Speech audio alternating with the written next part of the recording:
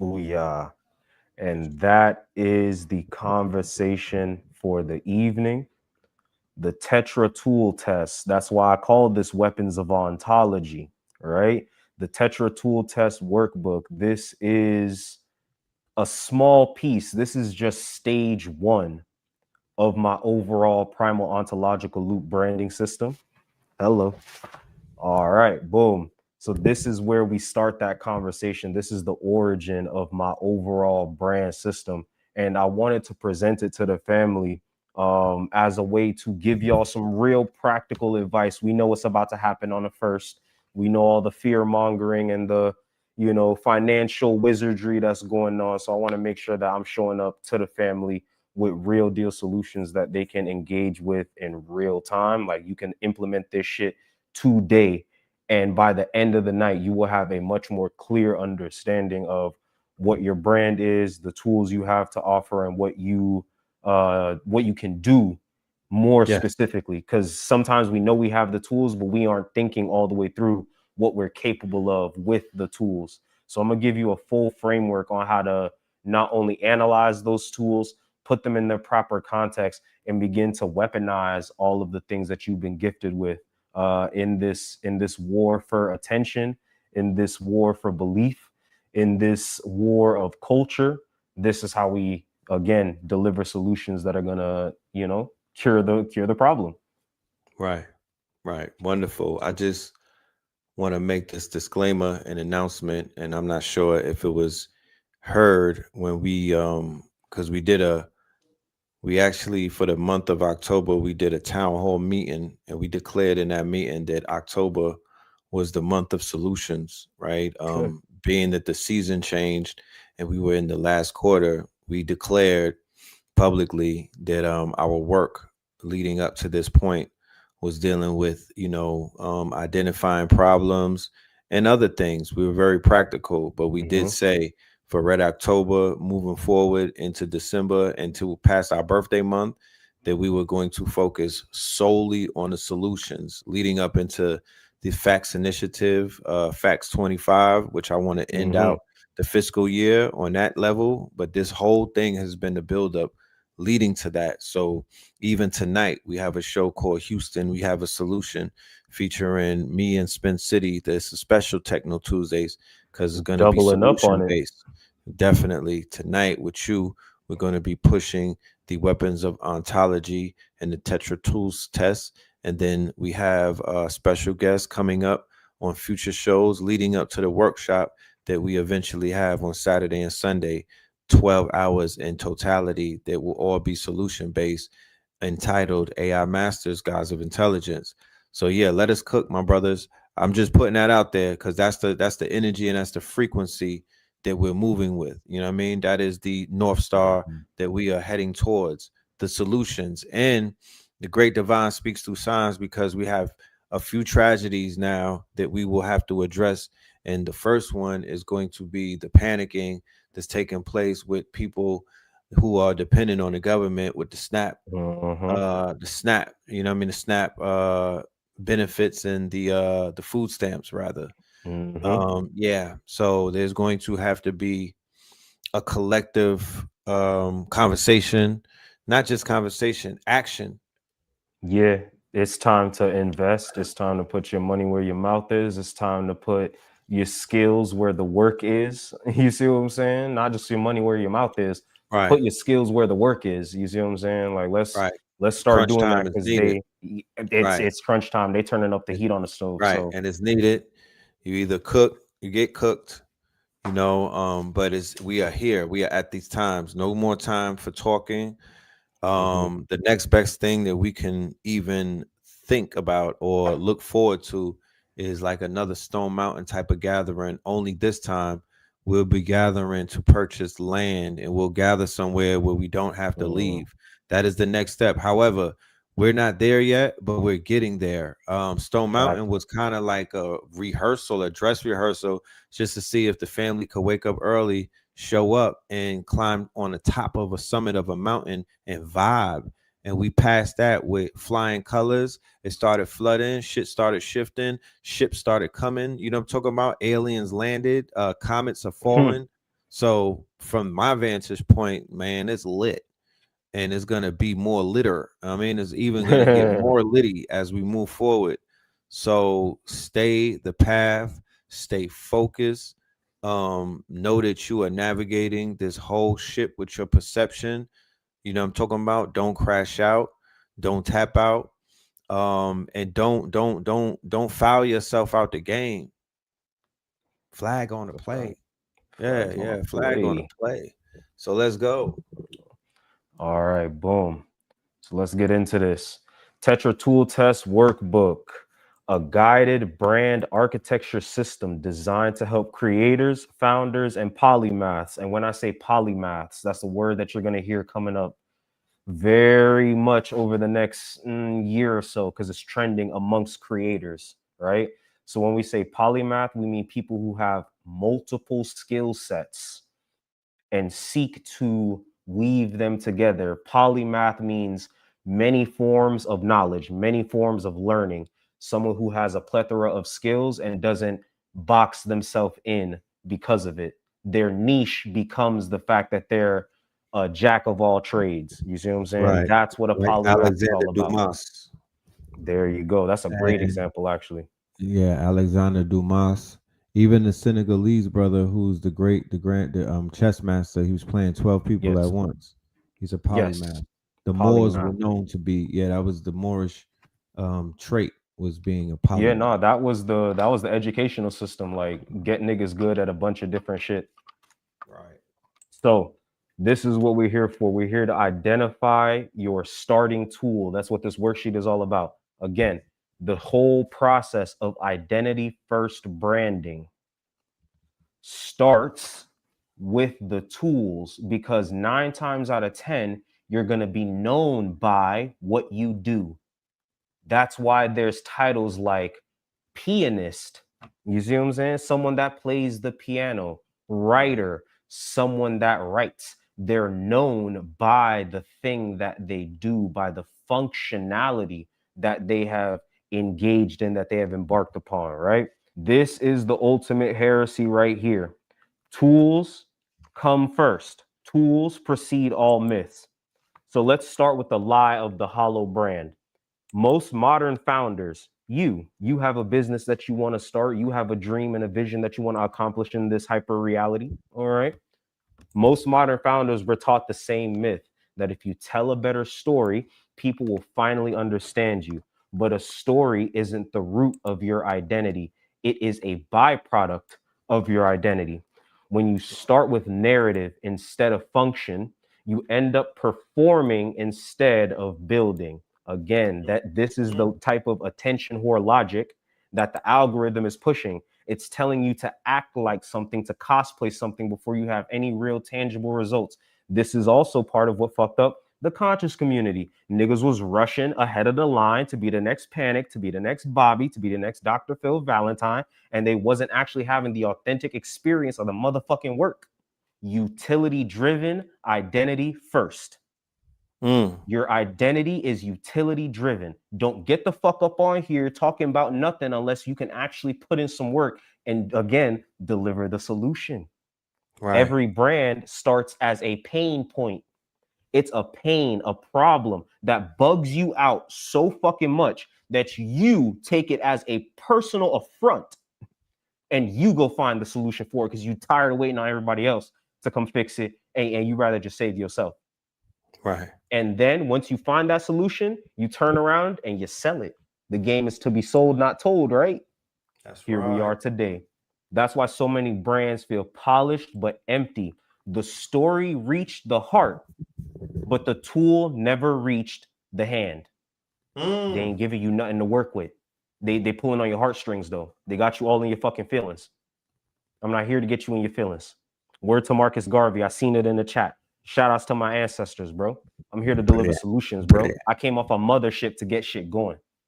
So the story reached the heart, but the tool never reached the hand. A strong brand begins with what it can do, not what it can say. I don't give a fuck what you talking about unless your talk matches your walk, and then I might follow you somewhere. So this is the buildup to the heresy of it all. This is what most brand designers will not fucking tell you because they don't actually understand what it is they're dealing with and what they're doing. Tools come first. So here's the reframe. Tools precede myths. Function comes before lore. Before humans told stories about gods, someone tied a fucking stone to a fucking stick and altered the entire trajectory of human survival from that point forward, nigga. Now you understand why if I go grab signs and symbols of the primordial man off my shelf right now, he consistently talks about one of the oldest symbols of God being the hammer or the axe. Because when we created that tool, we fundamentally changed the nature of our reality on earth. When we turn the stick into a spear, when we turn the stick into an arrow, when we figured out how to carve the rock into a bladed edge, word to obsidian, this is what changed the nature of the human experience. A tool changed the entire nature of the human brand. That's the essence of the primal ontological loop. You don't earn a story worth telling until you've built something that works. Because if it don't work, what the fuck do we have to talk about? The reason why we're still so caught up on our Cometian ancestors, the shit they did works. We can see the visible proof of it. The fucking pyramid's still standing again 10,000 years after the fact. That's why we're so drawn to them. We want to know how they built it. We want to know what tools they were using, what systems, what frameworks of thought were they using in order to accomplish the science that we saw. So no tool, no myth, no exception. No tool, no myth, no exception. The issue is with the Egyptian shit, we can't figure out what the fuck tools they was using to recreate the engineering and technological principles to do it ourselves. There's no tools anywhere. Ain't no hammers, ain't no chisels, ain't no none of that. That's why they can't figure out how to rebuild it. They don't know the process. So you see how the tools are ultimately the missing link that could help us unravel the mystery. We don't understand the systems. That's what turns a myth into math. You need the tools. You think it's just Ra and them talking to you until you see the formula behind it. There we go. Utility is the ultimate luxury. Say it with me now. Utility is the ultimate luxury because true luxury is usefulness. Why do they talk about German engineering so much? Why do they talk about Japanese engineering so much? Because the shit is built to last. It's useful. It's so useful, it almost makes you forget that it's a tool. You start feeling like it's just this ambiance experience when you can push 400,000 miles out of a Honda. That's luxury, nigga. You can get in your car every day and not even have to think about it. It's built so well, crafted with such care and intensity that it lasts you. A sovereign brand isn't decorative. It's ritual technology, a system that actually solves something meaningful. We're not here to sell niggas' dreams. We're here to solve meaningful problems. Your tools are sacred artifacts born from necessity and refined through experience. Each one is a symbol of what you've mastered. Each tool is a symbol of what you've mastered and a gateway for others to access that mastery. Once I figure out how to use a hammer, I can teach the next nigga how to use a hammer. Matter of fact, once I figure out how to use a hammer, I start building up a reputation of being Mr. Hammer Time. You see what I'm saying? And once I build up that reputation, that's what now embeds meaning in other people's lives, because when they have a problem that can only be solved with a hammer, guess who they gonna think about first? Mr. Hammer Time. Because I utilized the tool in such a way that it brought it out of the space of just pure utility and into this space of luxury. It's not just a tool, It's a sacred artifact. Hello. What the fuck is Mjolnir? A hammer. But Thor ain't Thor swing that shit at you, and you ain't going. You don't want to build a house with Mjolnir now. You see what I'm saying? The tool has been taken beyond the level of just pure utility into this level of mythic luxury, where now I become identified with the tool. The tool becomes a status symbol. Why you think all the Egyptian gods were running around with all these different scepters and staffs and shit? And why is it that each different staff communicated a different level of authority within the universe? If what I'm saying right now isn't the actual nature of what branding is supposed to fucking be. You start with the tools, you start with the utility. I don't give a fuck who you are until you show me what the fuck you can really do. Do a backflip, nigga. And then I'll take your gymnastics class. The fuck are we talking? Don't tell me how you did the backflip in 93, nigga. I don't want to hear that. You better pull up the video. Show me the medals. You see what I'm saying? Show me how you done broke your leg. You can't even compete no more, but you still got the fire in your heart. That's what I want to see. That's some legendary shit. That's the luxury. That's when people are willing to pay you top dollar for something that to you, nigga, is just a hammer. I could teach you how to use it. Like, nah, I'd rather pay you to use it because you're an artist with it. When I use it, I might fuck around and destroy this whole shit. But when you use it, something meaningful is made. And here's what I'm saying to you, occult lecturer. I see what you're saying. Any tool, according to ontology, any tool has the capability of being imbued with life force essence because every tool has a withdrawn being. We don't get to interact with the full nature of a tool. You see what I'm saying? There's the part that it reveals to us, and then there's the part that's withdrawn from us. So think about it like this. Humans have a specific use for hammers, right? But there's an aspect of a hammer that only a bee could understand. There's an aspect of a hammer that only a tiger could understand because a tiger is coming at it from a completely different perspective. So there's aspects of the tool that, although it was made with human-centric needs in mind, there are aspects of that tool that still go beyond our comprehension.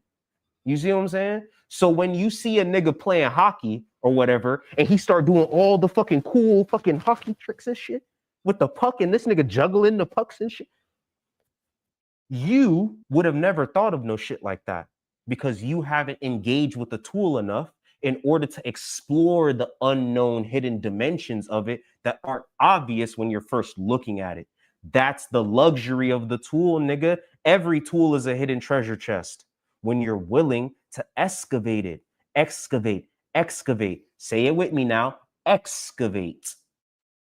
You gotta dig in order to truly bring forth the real value of the tool. Yeah, I'm talking about utility belts.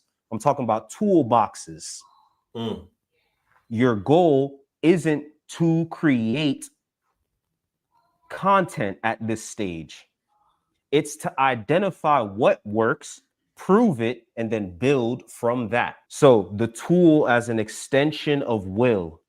This is one of the most fundamental aspects of tool being and ontology that we need to understand, because the whole conversation of tool being is from the nature of ontology. What is a tool? How is a tool being? What is a hammer's true nature is basically the question. What is a hammer's true nature? Or even deeper still, since we call ourselves human beings, what is the true nature of a human? Are we even fully sure we understand that? Because 90% of who you are is unconscious to you. Withdrawn essence.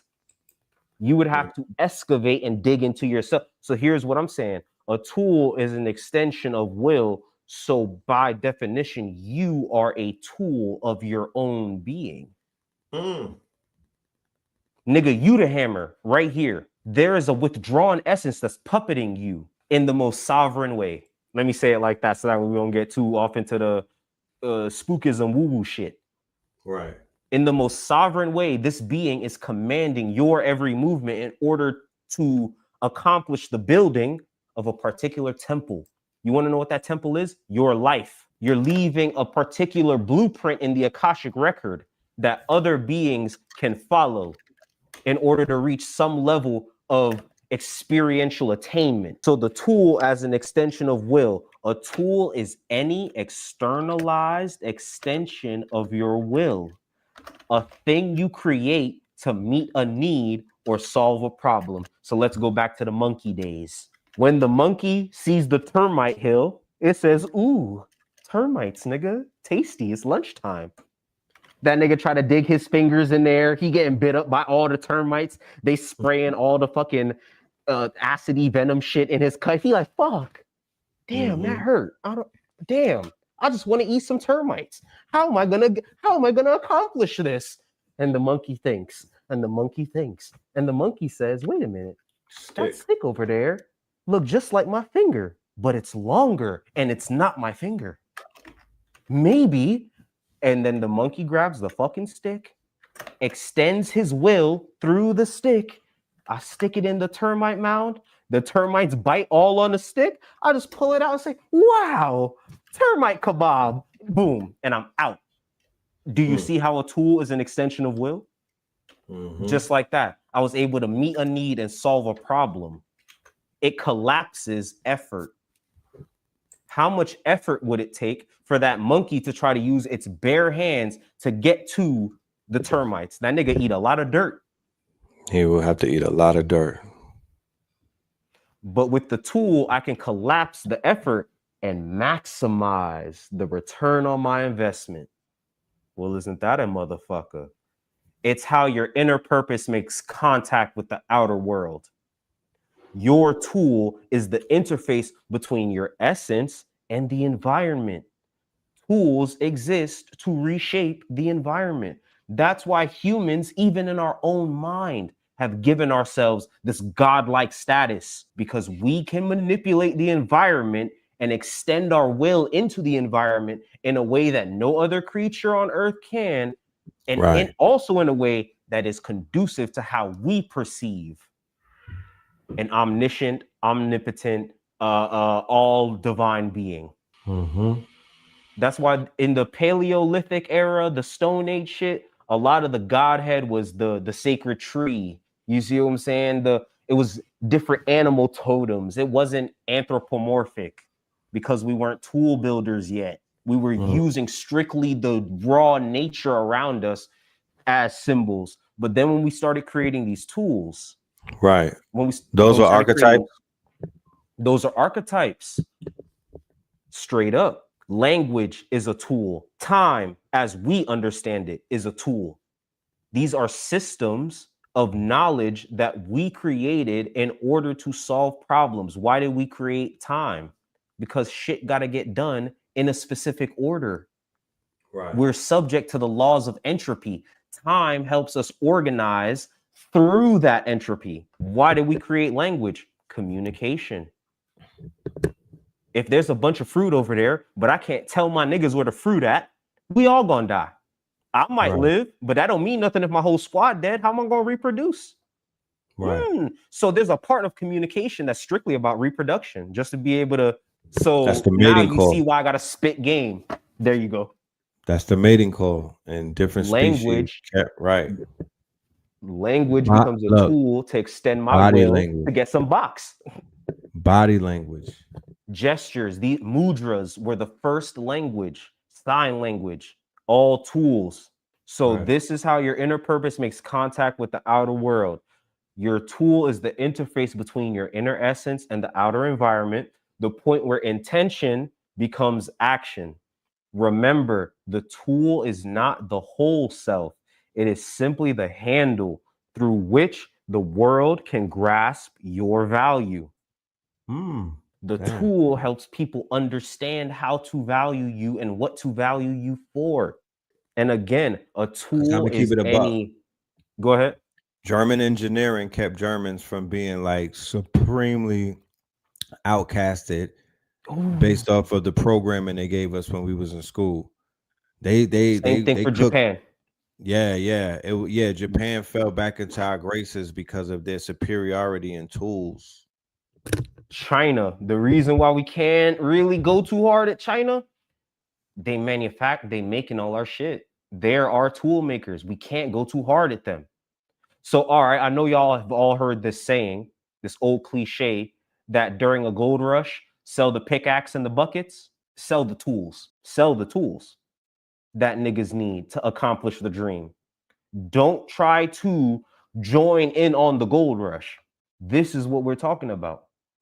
This is how you help people grasp value. So, the next part that I want to talk about is becoming the ritual tool.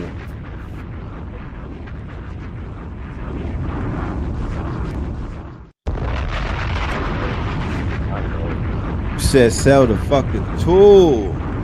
Sell the fucking tools. Sell the solution. If y'all, my bad if there's little ones in the audience because it is kind of early. I do For the apologize. parents, I'm so sorry. I emailed YouTube with ideas for the tool to have a tool that would take out the cuss words out of these videos. But until that happens, I will go to there's a Chrome extension where you could download these videos and get the transcript, or you could take this video and put it in Gemini and tell it to give you all of the bullet points, all of the main meat of this, and then you could tell that to the you could teach that to the students. But they say don't sell don't sell the medicine, sell the cure. People are not buying into. They want the transformation. They don't want. They do. They want it. They buying into the transformation, and yes, sell the tool. So during this boom, that's what I'm bringing to this community. That's what the workshop. I want to show the family how to sell the tools during the boom. You don't need to chase the boom. You don't need to run into the boom. You might be a little too late for that. Don't fall for that bubble. Sell the tools to the boom. That's what you do. You make yourself the liaison. You protect yourself that way too, because once that bubble pops, you're not inside of that bubble. You just been selling the tools. You selling the pickaxes and the shovels. If the mountains collapse, you ain't lose nothing. Exactly. People in the mountain is gonna be lost. So yes. As that's what we are as this community. We are the tool makers. That's the gift that your intelligence will bring you to that level that you literally could think in ways that the average person cannot think. You have a brain computational. Your mind is different because you have a higher perception of things. That's where the tool makers are. The tool makers are not at the bottom level rubbing rocks, my genius. I promise you they are not. Tool makers are the world builders. Your ancestors were tool makers. Your ancestors were engineers. Your ancestors were technologists. Let's get this all. Let's please, for the love of God, let's get all this goofy shit out of our head.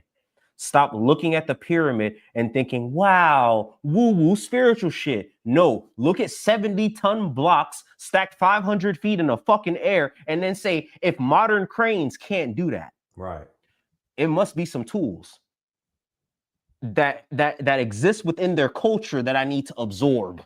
Because even the culture is a tool. Facts. Because how the fuck do you get niggas to sit around stacking 70-ton blocks if they're not fully bought into the brand? Hello. They gotta be fully brought in, bro. How do you get a nigga to invest into a 10,000-year plan unless you showing them some real deal? Shout out to the pharaohs. The pharaohs was lit, super lit. Because whatever they was presenting to the public, they was with it for 10,000, 20,000, 30,000, 40,000. This all one bloodline, nigga. Yeah, they was like, lock me in, sign me up. Oh, we love this, nigga. 40, sign me up. 40 centuries. Nigga, yank out all my organs, liquefy my brain, wrap me up. Man, and pour on the salt, nigga. We I'm good. Riding. Yeah, we good. I'm riding it straight to Sirius B. Straight up. Again, this is what I'm talking about. So in that vein of talking about the pharaoh being this master brander, this master marketer, right? who is able to steer the cult of his culture toward a particular vision, mission, purpose, and values, I say to you that you are becoming the ritual tool, because your brand is not a mask, it is a method, it is a system. You become a ritual tool when your personal transformation turns into a repeatable pattern for others. What the fuck else is a repeatable pattern for others? Memes, nigga. Memes. Mm. Making fire, one of the most primal tools, is a meme. It's a meme. That's why they do the whole rubbing two sticks together. That's the meme. If you actually know how to rub two sticks together properly, you can make fire. That's the joke. You are turning your transformation journey into a repeatable pattern for others. So when they call alchemy the great work, this is what they fucking mean. You go through the process of internal change, you become a new creature, you unlock all of this withdrawn essence from the tool nature of your being. You begin to see more of your capability, more of your functionality, and through that, you then take on an apprentice and you show them how to do it. Right. You take on a disciple and you show them how to do it. Christ was walking on water and he said, "Hey, my nigga, anything I can do, you can do Try to do better. this, son. Right. I'm gonna Let me show you how to do this, son. Step out here, bro." Right. And the nigga said, as long as you have no doubt, we in it. As long as you believe in your brand, you can walk on water. But the minute you start doubting your own shit, there you go. But, you know, all right. Start with the problem. Start with the problem. You need to be problem oriented. Mm-hmm. You need to be a problem seeker. Right. I know that sounds crazy, to just live for the problem, to live for the pain point, but that's where the profit is. Facts. People will do anything to be comfortable. They will put up any amount of money for convenience and comfort. And what the fuck is a tool? Didn't I just tell you tools are the ultimate luxury? They give you convenience and comfort. You don't want to sit and try to figure out how to build a brand from scratch all by yourself. So when a nigga like me pop up and I sound like I know what I'm doing, I'm also presenting my brand in such a way that you say, dang, this nigga not only helping other brands, his brand look like he got his shit going on. He know what he's doing. He's networking with niggas and doing his shit and going all the, and look at this. Wow, look at the visual layout of this fucking yes, he got all of that makes you say, wow, I might have to tap in with homie. You want to know how I got here? By solving my own problems. I couldn't be what I am today without realizing all of the stupid shit that I was doing as a creator, as a founder, as an artist, as a cultural disruptor that was stopping me from getting toward the opportunities and the bags that I felt I deserved. I had no system, so I had no right. So what did you build, learn, or refine to move through these problems? If the problem was your weight, and you drop 200 pounds, I need to see your regimen. You need to be monetizing that. There is a bunch of people who you may not feel like you, the master muscle man, right? But you are 200 pounds lighter than someone who want to lose 200 pounds. So don't you think? Right. You got some tools in your arsenal that could be useful. But here's the thing. You might not think of yourself as a health and fitness brand, but that's because you're not looking at what you just did as a skill you developed, a tool that you were able to master. You mastered working out. You can do lunges better than the next nigga. So teach the next nigga how to do a better lunge. You then become the tool that they use to accomplish their dream. I've been noticing TikTok do it lately. They have these commercials on Amazon Prime where they'll go and they'll find the creators that are specifically giving out very useful, helpful, educational, edutainment type content. They found this dad who's like a carpenter, you see what I'm saying, who's teaching niggas how to build skateboard ramps and do woodworking shit. He's like, yo, I'm like the internet's dad. I'm like a dad for niggas that didn't have a dad to teach them all the how to fucking flip your tie shit. They found a fucking math teacher that went on TikTok and started giving out 60-second, 90-second math lessons. Fire. This is what I'm talking about. They're literally doing the same Creator shit. creator economy / gig economy, where you can monetize your skill sets, you can Slash. monetize your brand, you can monetize anything that you can do expertly. But with the advent of the AI, you literally could create a skill. It is the scene with Neo and Morpheus in the White Room, where he was basically uploading all of the skills, and then he said, "Now I have it." That's literally uploading a custom GPT or a project on Claude, or a skill on Claude, or a project on GPT, on Chat GPT. Like I, I I got about 20 projects with skills that I didn't wake up with. You know what I mean? Like last week, I didn't have these skills, but I Hmm. got them now. I got him now. I got them now. You feel me? They're right there. Super intelligent. My notebooks, my notebook LMs, all of the Hmm. notebooks are skill sets. But please continue. And this is where we got to get into this aspect of like, use the tools you have to build the tools you want. Like, let the tools compound on themselves. You see what I'm saying? Like, Right. you might need the hammer, the screwdriver, these more basic tools to build something more complex. That is in itself just going to be another tool, but that's how you have, let the tools build on the tools. Use what you have to build what you need next. You see what I'm saying? I'm telling y'all now, for the longest time, I was flying this plane and building it simultaneously. Right. The brand hits me. I'm out here doing this, and then behind the scenes, as I'm getting new opportunities, I'm realizing, oh shit, I'm missing this part of the plane. All right, time to go build this part of the plane now. Now that it's necessary, let's get to it. Would a regular branding nigga teach you to do that? No. Would a nigga that's been through software engineering training teach you to do that? Hell yeah, nigga. Hmm. That's how we build, nigga. That's how we do it. You start with a general plan, but you don't know what you need until you hit a bug. And now you know you got to fix something. Now you know you got to handle some shit. Once you hit that bug teaches you where you need to improve next. Oh, see, we got someone right now talking about how they're doing the agentic coding and they're literally doing the exact process I'm talking about. They hit the problem and then they got to solve for it. Sometimes you can't predict. So you use the tools to build what you need. And as you're building what you need, you're going to realize what else you need to keep Right. building. That's why this whole process I'm talking about is a loop. It comes right back to the tool, right? But once you go through the loop the one time, the way you look at all your tools completely fucking changes. You might have to scrap the whole table just to say, hey, yo, I just realized after going through this whole shit, I don't actually want to be that. I want to be this. Mm. That's the craziest part of this loop, bro.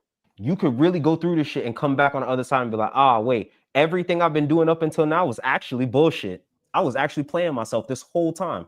Now that I have this new perspective on what I'm capable of, I realize I've been cheating myself. Start with the problem you've already survived. What did you build, learn, or refine to move through it? That's your first tool, the one that will open the door to your mythic enterprise. Your mythic enterprise is what I call a personal brand, but it's a personal brand with indigenous sauce. You see what I'm saying?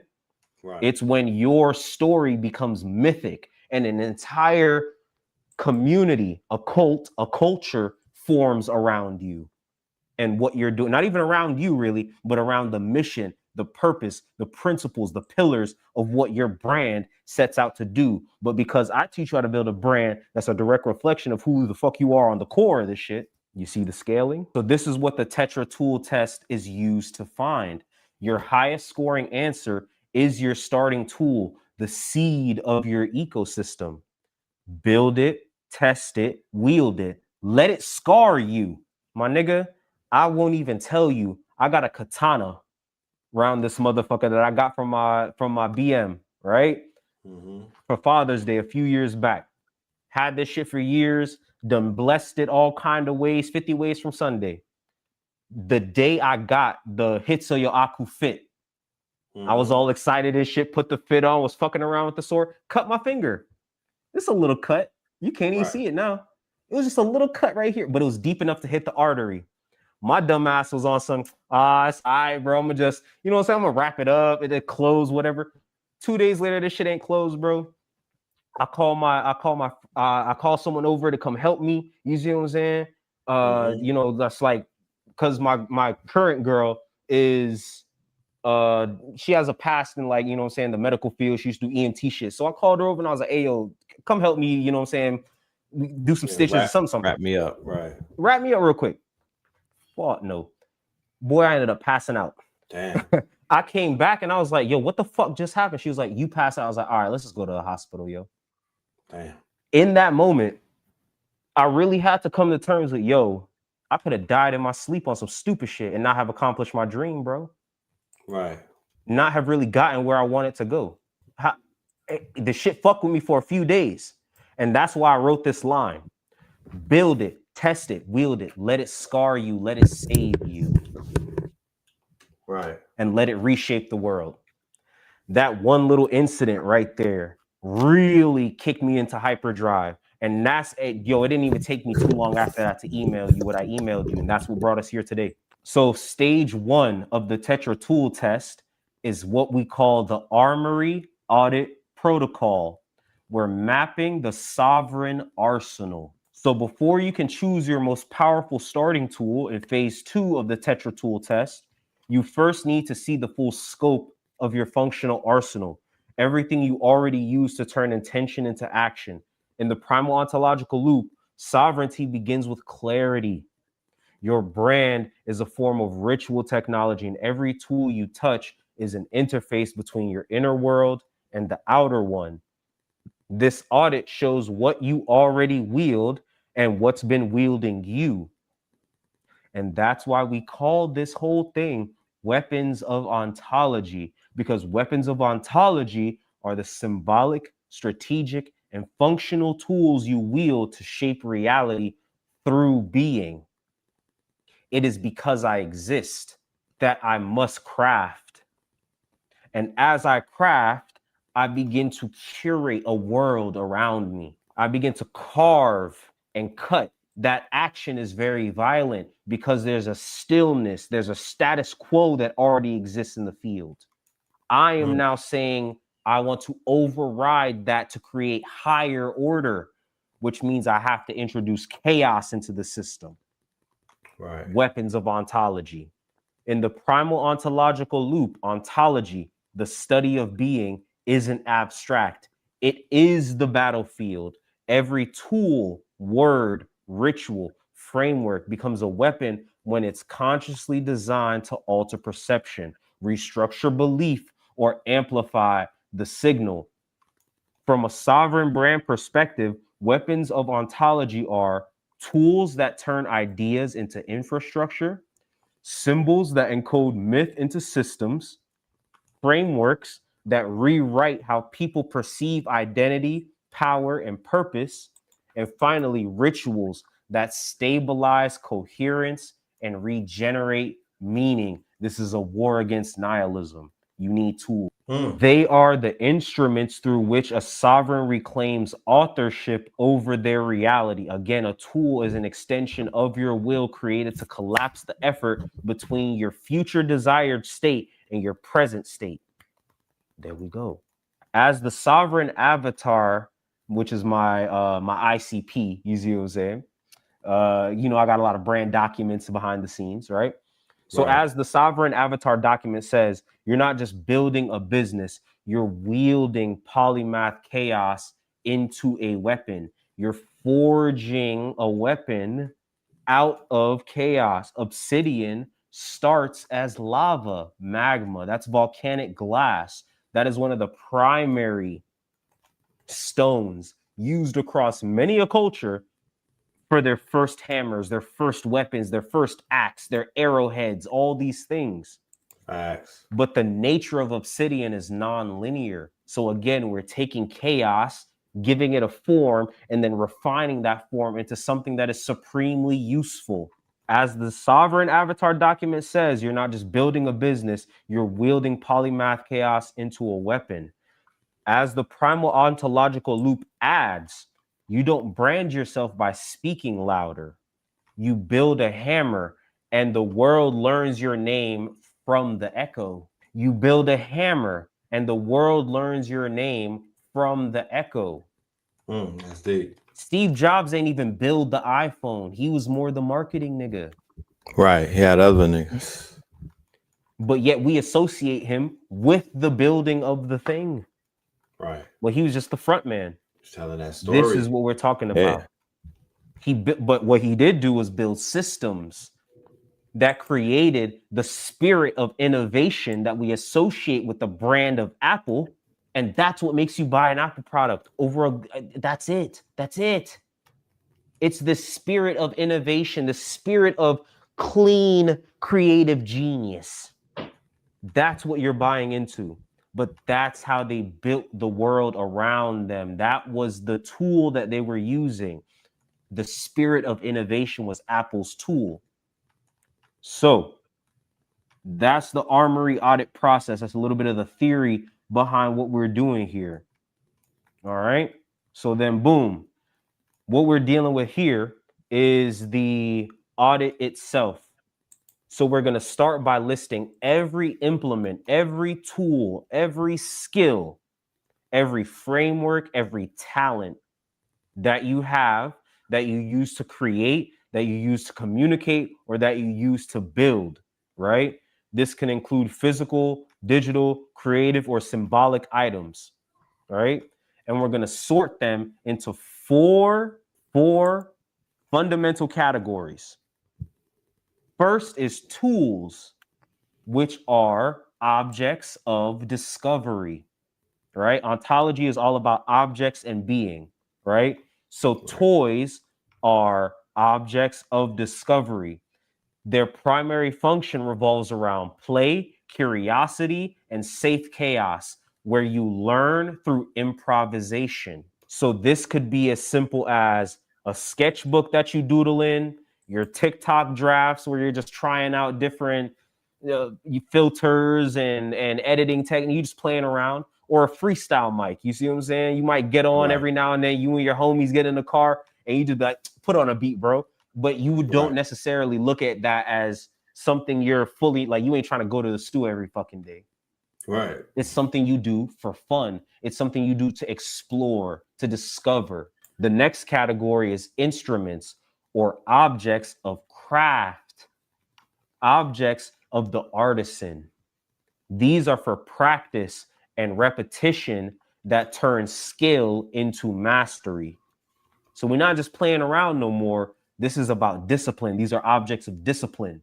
Because think about it. You can play with a toy and you can play an instrument, but the way you play with the toy and the way you play with the instrument aren't the same kind of playing around. Right. Until you're really good at that instrument, then you can improvise, which is basically jazz. When you're so good at the thing, you can fuck around with it and do shit that don't make sense, but it still work. Right. There you go. So when we're talking about design workflows, you see what I'm saying? Digital audio workspaces. You see what I'm saying? DAWs. You see what I'm saying? Fruity Loops. Wherever you produce your beats at.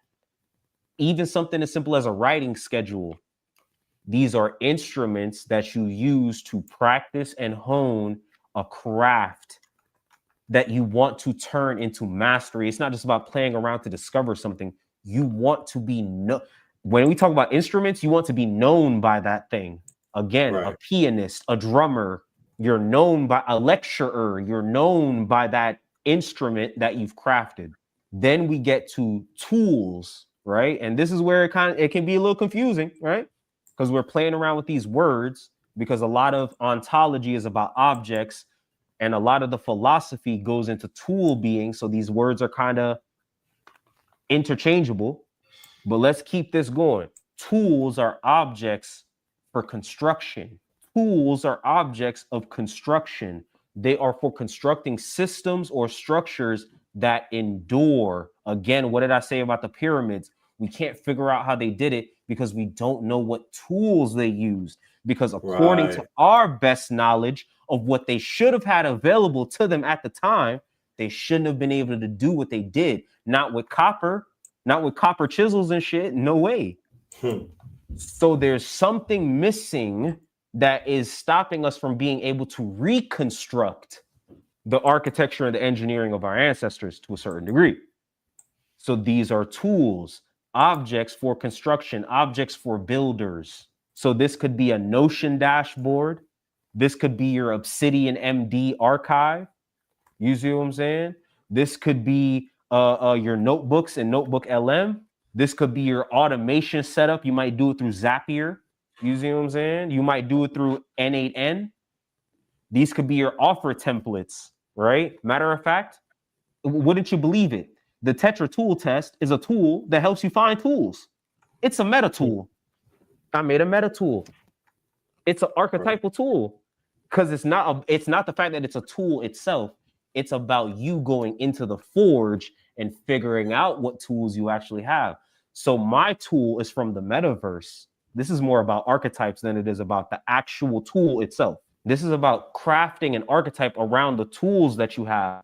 Because if you have a hammer and a saw in your hand and you look real comfortable with them, it's safe to assume you might be a carpenter or something along that line. You might be good in construction type situations. Right. But if you have a guitar and a harmonica and you playing both at the same time, then my nigga, I might want to hire you for my orchestra. Finally, we have weapons, which are objects of disruption, objects of destruction. So tools are objects of construction. Weapons are objects of destruction. They are for defense or sharp impact. They are your edges or your critiques. So this could be a presentation deck that you use. You see what I'm saying? In a pitch meeting, you're using that as a weapon. You see what I'm saying? You coming in there knowing, yo, my offer is better than the next 3 niggas' offers. So you're weaponizing it. It could be an incisive post. So when you clap back on a nigga on X, when you clap back on a nigga on Instagram, when they try, when one of them little maggots, the maggots come into your shit and they try and you clap them with 13 John Henrik Clark references, right? You're using the knowledge as a weapon at that point in time. Weaponizing it, right? Whereas in your own private time, you might use them as tools. You see what I'm saying? To help you build up your cultural understanding, to help you build some cultural pride. You might use them as instruments to sharpen your own intelligence and the way you look at the world. You might even see it as toys. It might just be fun for you to research. I could definitely see that with Bobby. With Bobby, he was just having fun researching whatever the fuck. Right. Once he figured out how to research, he was just having fun with it. It was over. College and boom, college was it. It seems like because as soon as he came out of college, he started lecturing. So it's like as soon as he learned how to do real deal research, that was it. He just wanted to research. And that's why his lectures come off the way they do. Do they come off like a college drowsy, boring? No, that nigga was having fun up there. That's why you could rock with him for all 8 hours straight. Right. That nigga had jokes. That nigga had same thing with Panic. You see what I'm saying? Right.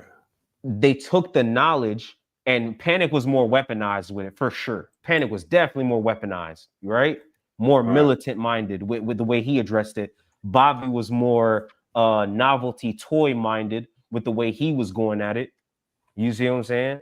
I would say Dr. Phil Valentine falls into that spot between tools and instruments. Goddamn, that nigga was an antenna to some higher dimensions. And when he was done dropping that blueprint on your brain, you had to try to figure out how to reconstruct your entire world when that nigga was done talking to you, reading off them pages. Them yellow notepad pages. The yellow notepads. Yeah, that was the ones that shit cracked craniums. Bruh, one of them yellow notepad lectures is what brought me to the Zolkin, what brought me to the Mayan calendar. Cracked my cranium. I couldn't keep looking at the world the same way. He built me a new reality. Straight up. World builders. There you go. The tool makers are the world builders. Every object has its own gravity. What is gravity? An unseen attractive force. Hello. That draws you inward toward the core, the center. The more you use the tool, the more it shapes you. So be mindful of what you keep in arm's reach. If you don't want to be a pianist, stop hanging around fucking pianos, nigga. Right. Because you're going to fuck around and start pushing keys. Right. That's it. If you don't want to be an artist, don't take your ass to Michael's. Stop going over there. Because you know what you're going to do? You're going to buy you a smock, a little easel. So it just Easels starts over with there, man. it starts with the water paint. And then 20 years later, here you are on some Bob Ross shit.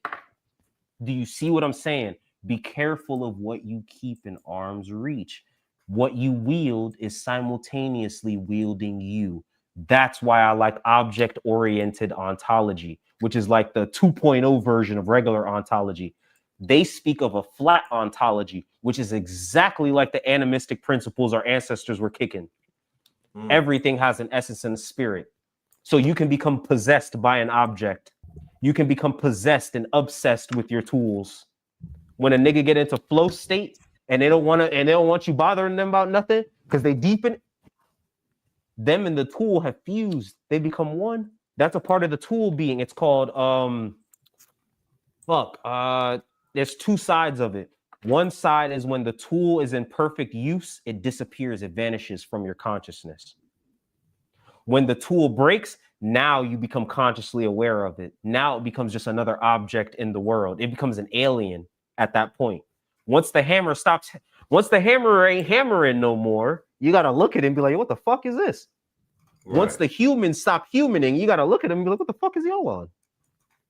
Because the tool is not functioning within its proper capacity, and now it looks weird. By the way, this whole framework right here is available on the Substack. I'll drop the link in a second. I just want to make sure we get through this. Step 2 of the process. Now that we've gone through the 4 categories that you can place your tools into, your skills, your talents, your systems, your frameworks into, based on how you use them and what you use them for. Now we're going to give it a coordinate system, nigga. Let's map it the fuck out. Let's see where all of your tools actually land once you give them a place to exist. So now we're going to translate your list into a visual field. It starts with a simple cross. The x-axis, which is the horizontal axis. I know some of you niggas was not paying attention in math class. Is the axis of tool to weapon. Tool to weapon. Constructive versus destructive aims. All right? Are we building or are we disrupting? Okay, the y-axis, the vertical axis, is the axis from toy to instrument. How are we playing with it? Is it strictly for the vibes, or is it to generate deeper value and mastery? Okay, once you draw that cross, what you end up creating is 4 quadrants. You might catch on to the TetraTool 4s, 444. You see what I'm saying? There's 4 different types of objects, and then when you cross coordinate them, they create 4 different areas of object use. So when we look at this quadrant system, you're going to drop each one of those tools that you listed out in your thing. You're going to drop them in this map based on the creative energy that you associate with them, right? So again, at the intersection of a tool and a toy is the sandbox. Now think about a sandbox. You got buckets, you got shovels, you see what I'm saying? You might even bring the construction. So literally, you bring your tools to play with them. They're playful tools. So the same way we might have, my daughter has an easy bake oven.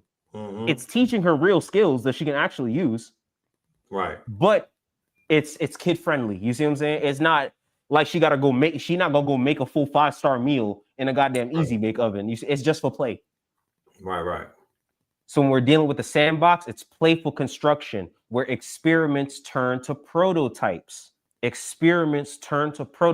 So this might be something that you do for fun, but as of late, you might have really started to think about like how you can build it into like a system or something. You might have started just freestyle dancing, but now you're starting to think about, well, maybe I should go take ballet on some shit.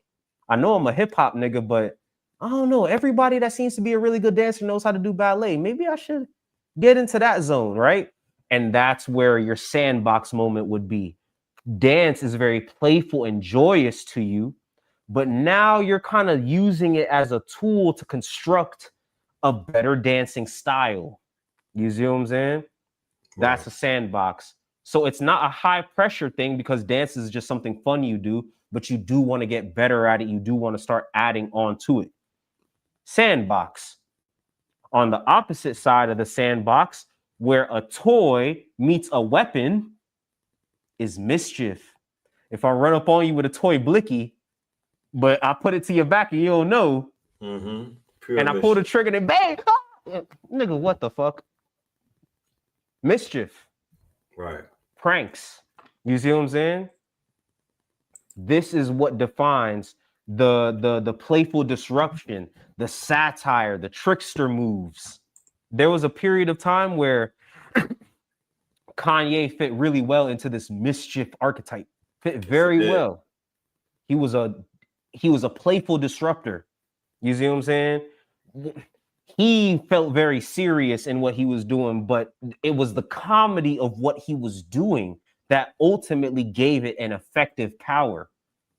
He Mm-hmm. could have been one of the Supreme Court jesters on some real nigga shit if he didn't get under Trump's deodorant. He could have been one of the ones to really take them shots at him and do, but he fell onto the bandwagon with him and decided to do mischief the other way. You Right. see what I'm saying? Flipped them. Right. Flipped them and turned them into a MAGA tool. There you go. Turned him into a MAGA tool. Right. When he was supposed to be the one that was the neutralizer of that. Whole shit. Because what was the point of Slut. you going He at? was a tool. Now it's just a toy. Right. Now they just play. See. This is what I mean. I'm not coming to y'all with no shit that you can't use in real life. You just seen it. You can take a real world example and put it up on these boards, bro, and get jiggy and start understanding where these brands are coming from, where your brand is coming from, and what you even want to do and how you're going to accomplish it. Because once you know where your tools are and how you use them, that's the start of your strategy. If you know you's a mischievous ass nigga, I don't want to see you. Like, all right, Queen's Flip, perfect Right. example. Very mischievous, anticky ass nigga. He's Right. having the hardest time removing himself from that stage of his brand From because that he back. was so identified with it. Right. Because every time he does an IRL, he'll go to like the Labor Day parade. He'll go to Mm-hmm. block parties. He'll show Mm-hmm. people what it was a day in a life following Queens Flip. And every borough that he goes to, he's getting approached by people running up on him aggressively, trying to match that energy that he branded himself with. And he'll be like, "Nah, I Mm-hmm. don't do that no more." They be like, "Get lit, Queens." He be like, "Nah, I'm not on that no more." And they'll still be like, "All right, cool, peace, God, whatever." You know what I'm saying? But shit, nigga, you used to jump all over people. Like, what the fuck?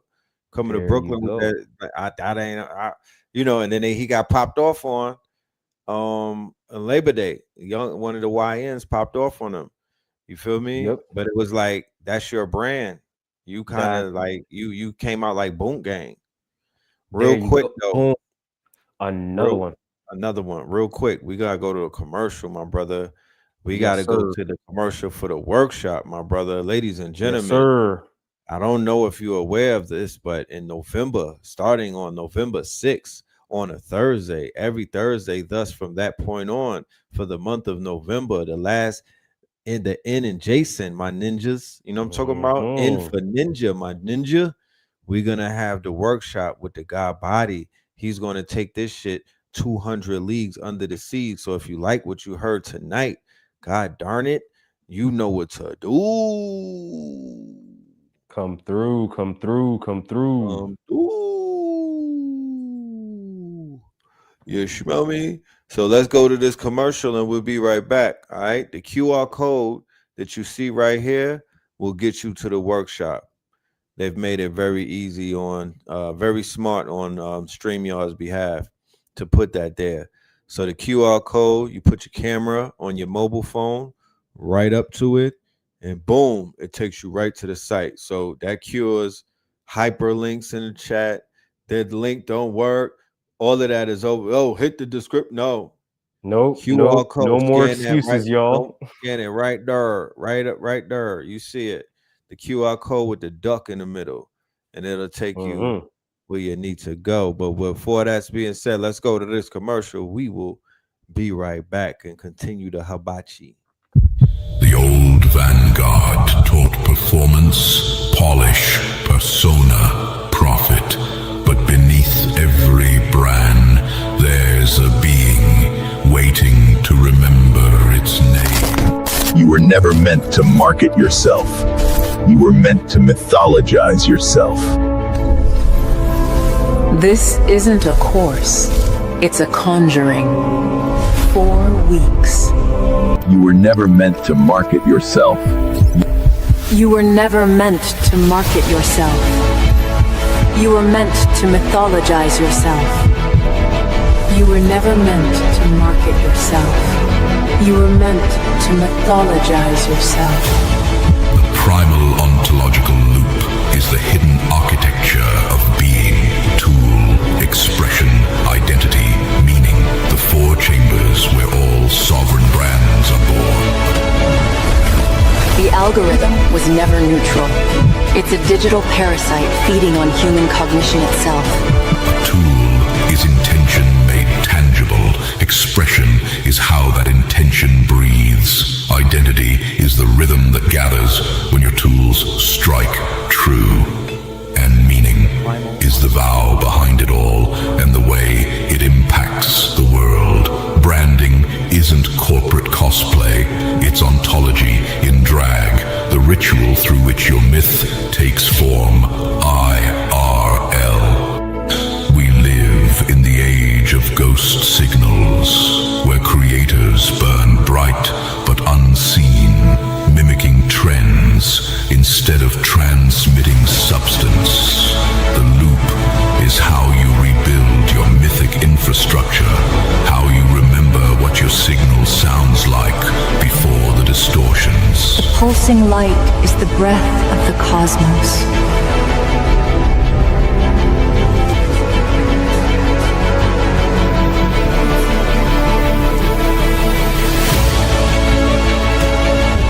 The universe reveals its true form not in chaos, but in the sacred geometry of being. This isn't a course, it's a conjuring. 4 weeks, 4 gates. Co-hosted with KTL Media, you'll forge the tool, embody the expression, stabilize the identity, and anchor the meaning. The primal pivot begins here. Enter the loop, become the myth.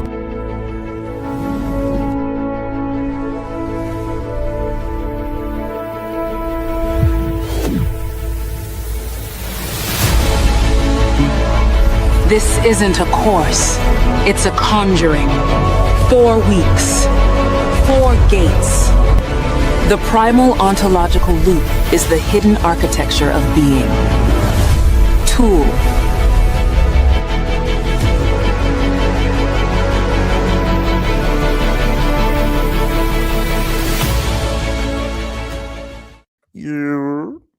Yes, ladies and Yeah. gentlemen. So that is the commercial for the upcoming workshop with the guard that will start in November. We're gonna take it on a 4-week run. This is Yes, for my sir. Patreon. This is for my Patreons, my rainbow opals, and for everybody else that will be in the building. Shout out to all of the KTLians who have gotten their ticket to be a part of this monumental workshop. This genre bending, spoon bending workshop where you will Yeah. enter as a mortal and walk up out of that bitch as an immortal, you know what I mean, with a God consciousness. That's what we Is talking this about. separate from the class with Savon? Of course it is. This has nothing to Of do with that. course. Not This at is a all. completely different course, but it's in conjunction, of course. You know what I Yeah. mean? We're all on the same frequency, but this right here is about hit Sayu personally with y'all. We're not we don't even we want it to be a limited amount of students because we Yeah. don't want to deal with too many. We want to be able to deal with the brands kind of hand on face. You know what I mean? Yeah. Like how you I'm have smaller. essentially I'm essentially taking on a role of being y'all brand manager throughout the course. You see what I'm saying? Like Right. I'm gonna teach y'all the system, but then I actually got to make sure y'all are implementing it right. I got to make sure that you know what I'm saying ideas are feasible in these things. Like we actually got to sit and assist you through the process. So it's not just show up, show you a couple things, and then boom, I'll see you next week. And we're actually gonna work with you. I definitely want to set up a Discord for us so that way the family can just have continuous work outside of just that once a week on Thursday meeting for like the video course Right. aspect of it. So you go to the workshop with me and Savon, and you get the knowledge about the tools. You get the 12-hour download as to the power of the tools. You get a demonstration as to how these tools are to be used. You get to meet original Black God. You get to see Spin City demonstrate. You feel me? And then you take those tools into this next 4 weeks and you begin to forge a new brand, because we're living in a day and time moving into this new fiscal year where it's too much uncertainty. So if you were to have to get up and go around the world, if you were to have to tap into another global economy because the fiat dollar has fallen, whatever the case is, you're going to need some of this game in order to move and maneuver through what they call the digital economy. You feel me? The digital Facts. economy. So you could tap into multiple streams of income. You don't even have to build a personal brand. You could take the game that's being given to you and learn how to build a brand that's completely outside of your niche. Actually, that's a fact. This information is universally applicable. I like personal brands because I like turning people into legends. You know what I'm saying? It's always been one of my things. But truth be told, you could do this with a regular corporate, because that's the only other side. This personal brand and corporate brand. So you could turn this into a regular corporate brand, a faceless brand. It doesn't matter. Like it's the same principles at play.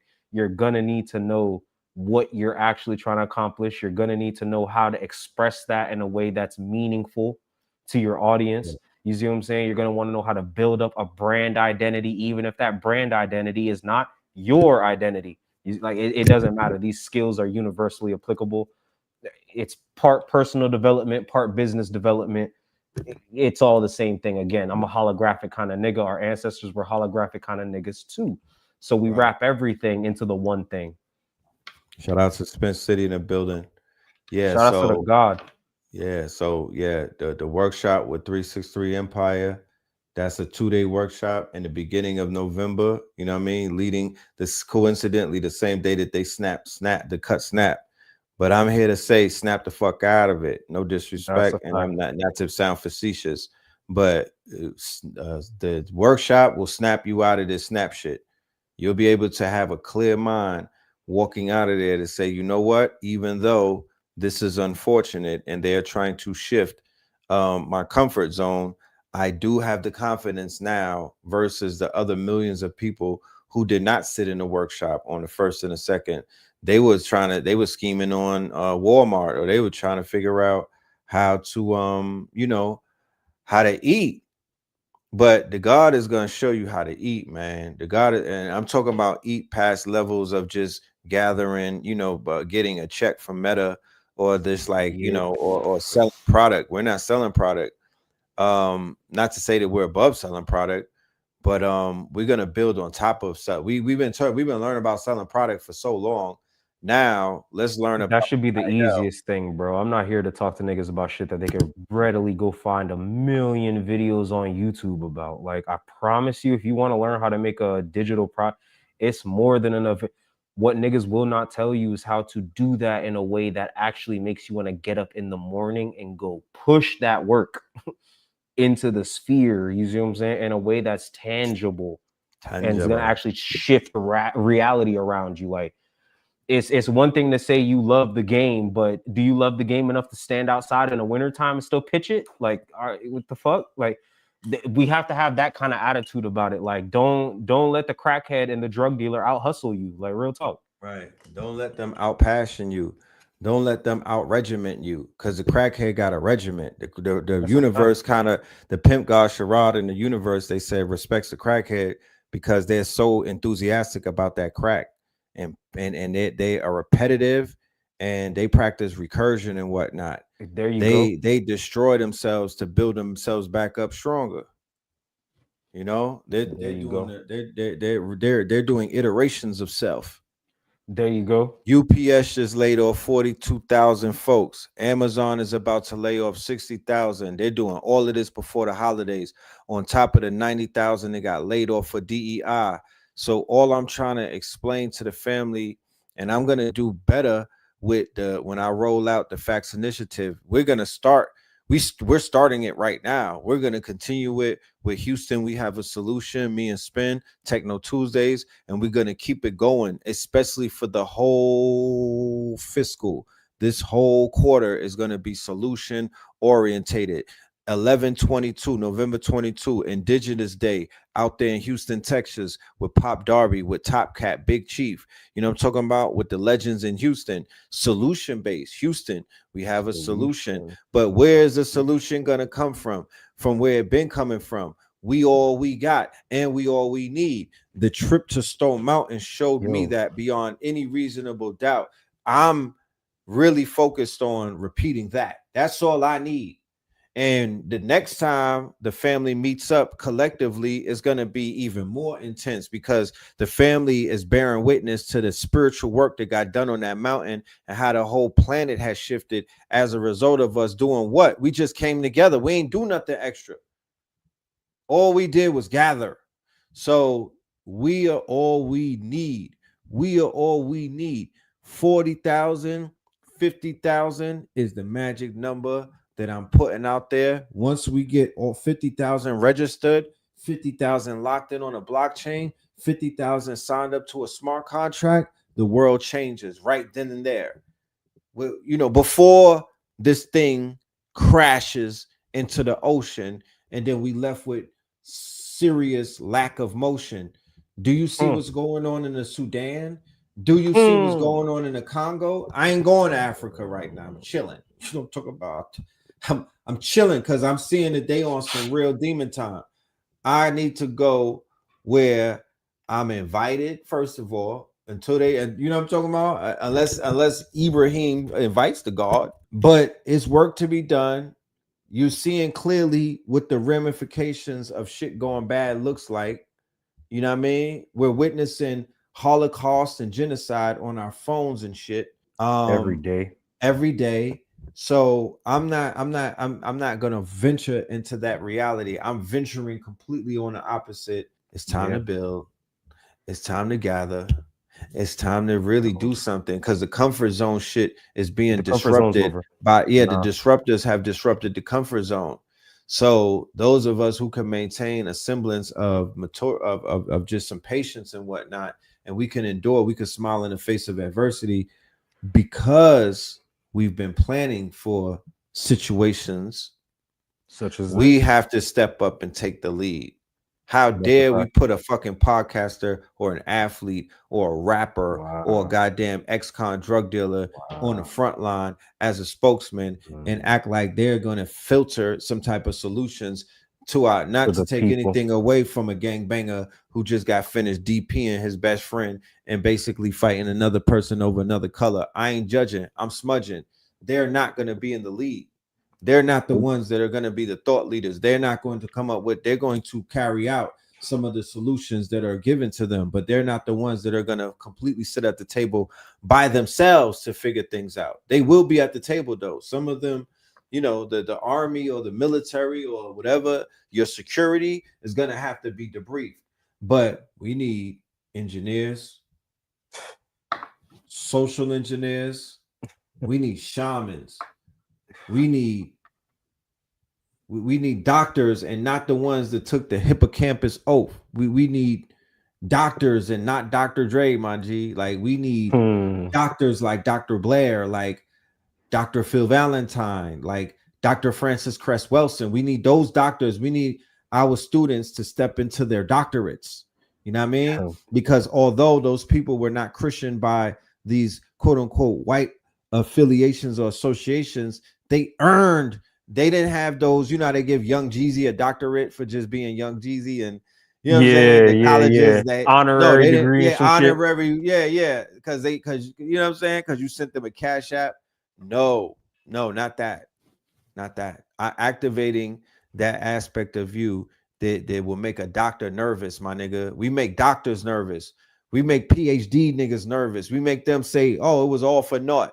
I got all of this debt, and look at these niggas with face masks on and fucking shades at night, and they running circles around Dead me ass. and Dead mine, ass. and I'm paying these white folks all of this money, and I still don't got that sauce because I tell you this, there's nothing more quote unquote admirable and nothing more it creates unfortunately jealousy and things like that because it's something that's not tangible, but intelligence can't buy it, my G. Intelligence, that's something that a motherfucker be grasping for. You know what I'm talking about? I don't care whatever their tax bracket is. Don't let them fool you. Don't let them fool you. They can have all of the money in the world, bro. They can have all of the sneakers in the world, shoelaces to match, my G. They can have all of the goddamn fur collars, nigga. They can have all of the conveyance vehicles. But if they don't have intellect, if they're not sharp, if they can't hold conversations, if they're not able to utilize their mind to create, then they're going to be incomplete. That's why you have a lot of people in misery right now. You feel me? That's not the only reason, but you have people and they're comparing themselves. They're in this type of place where they're not satisfied. They want more. They want to hoard the information. They want to hoard the knowledge. They want to be intellectual so they could talk around, you know, so they could match wits with their white folks. You know what I'm saying? There we go. Yeah, intellectual for the sake of debating crackers versus intellectual for the sake of intellectual for the sake of designing. Not being right. They're tired of being laughed at because when they're in rooms with people who have a little more that are more polished than them, you feel me? You begin to see the differences immediately. So the fragility. Yeah, we are all in class. We are all learning. I am not above sitting down at the feet of anyone and taking notes.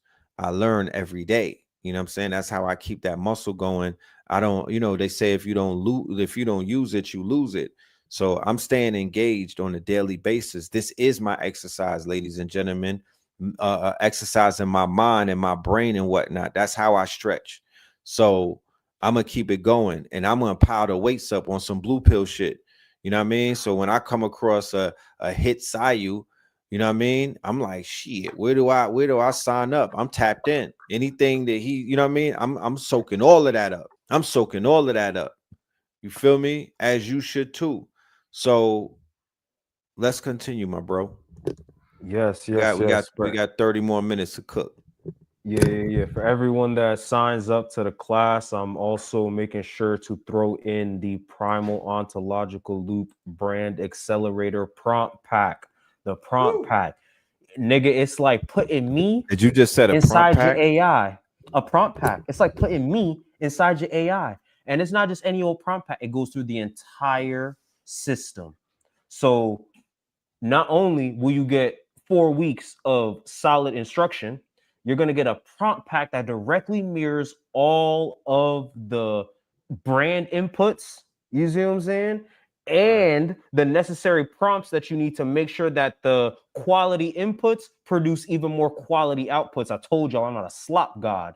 Primal Ontological Loop Brand Accelerator Prompt Pack.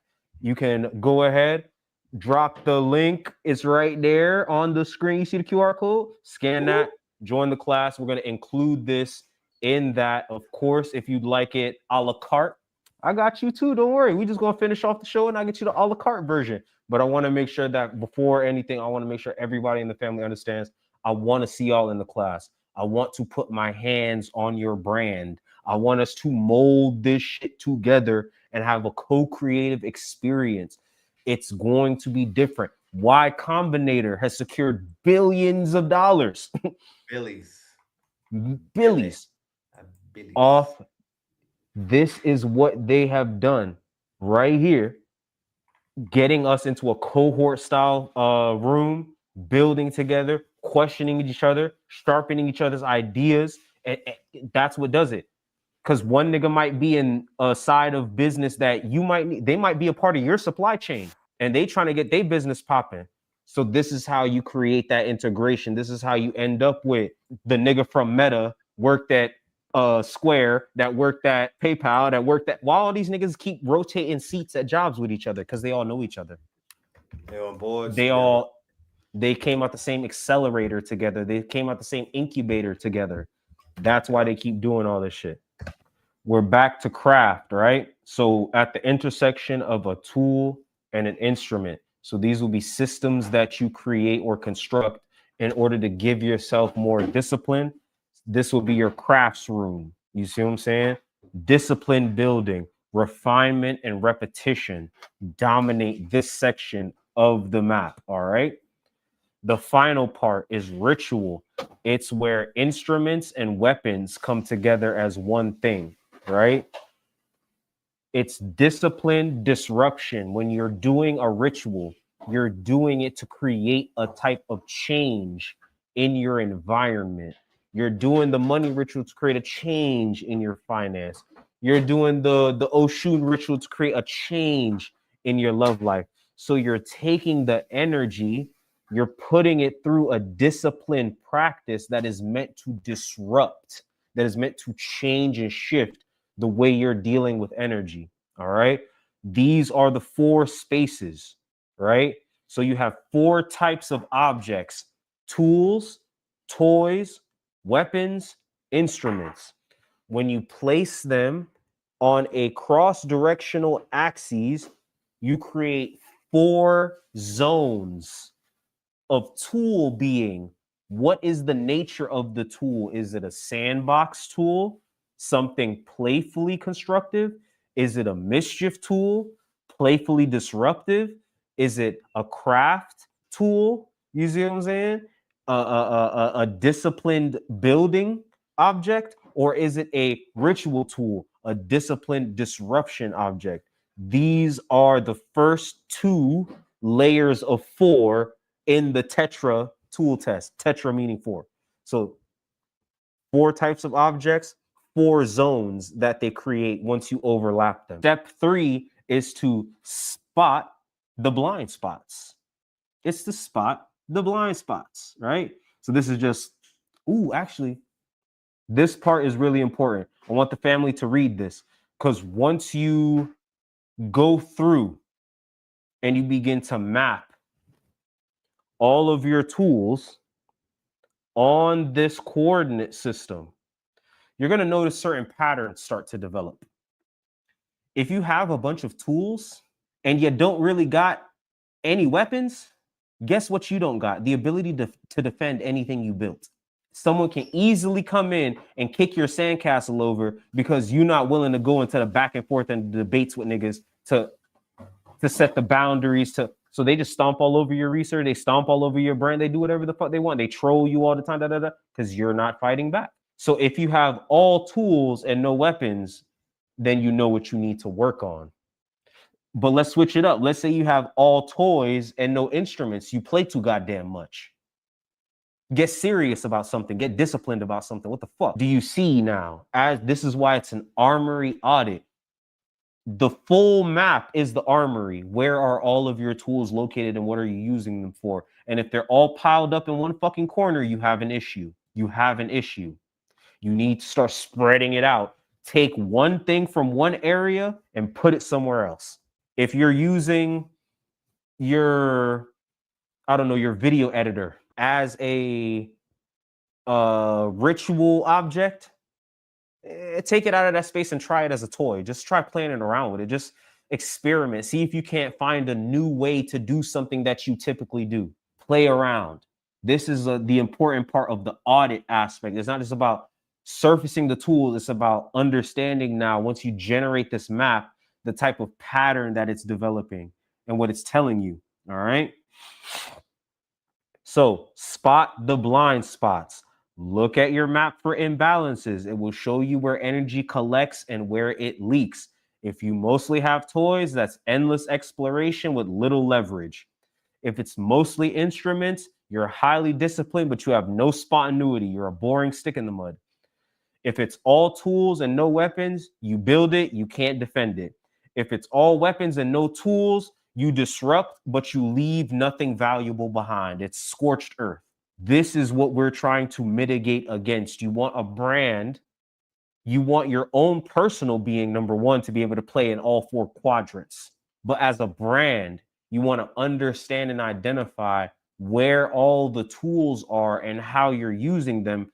Because if you want to do a hair business, but you treat doing hair like some joke thing, then maybe you shouldn't do that. Or you need to put it into the category where you treat it as an instrument, where you treat it as a tool instead of a toy.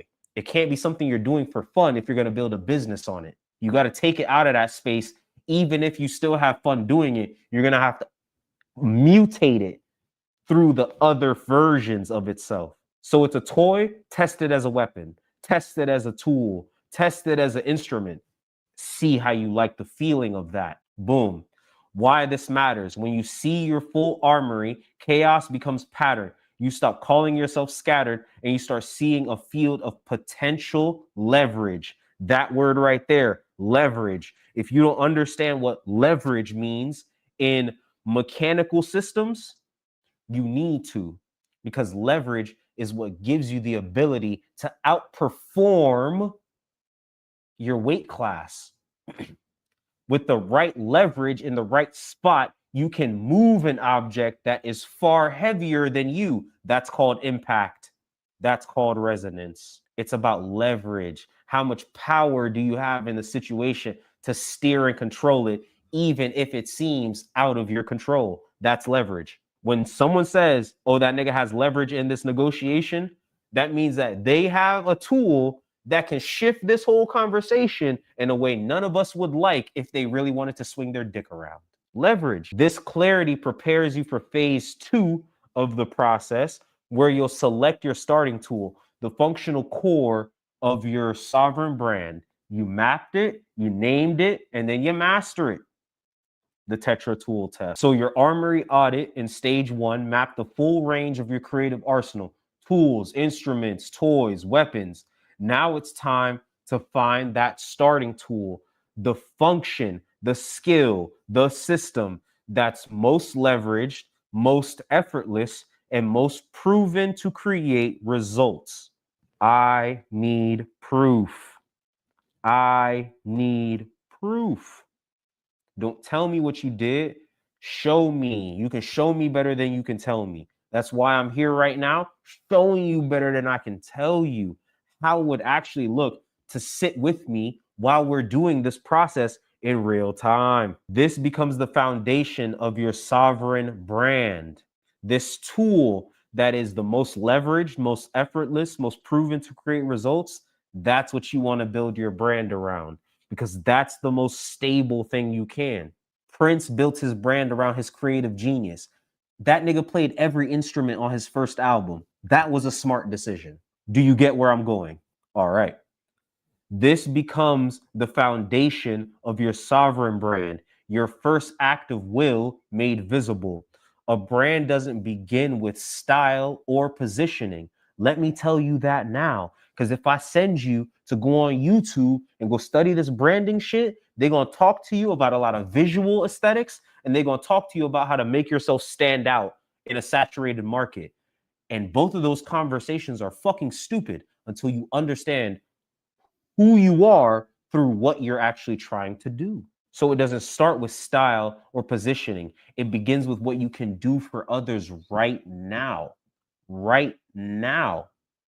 My nigga, if you rewatch this video, you can do this whole process in under 30 minutes. You can skip past all the cool talking. I got the picture on the screen. Read it, do it, plug it into your AI and see if it'll come up with some hot shit. This test helps you cut through the noise and locate the skill or system that already works for you. My nigga, I was already doing this. I was already an idea guy.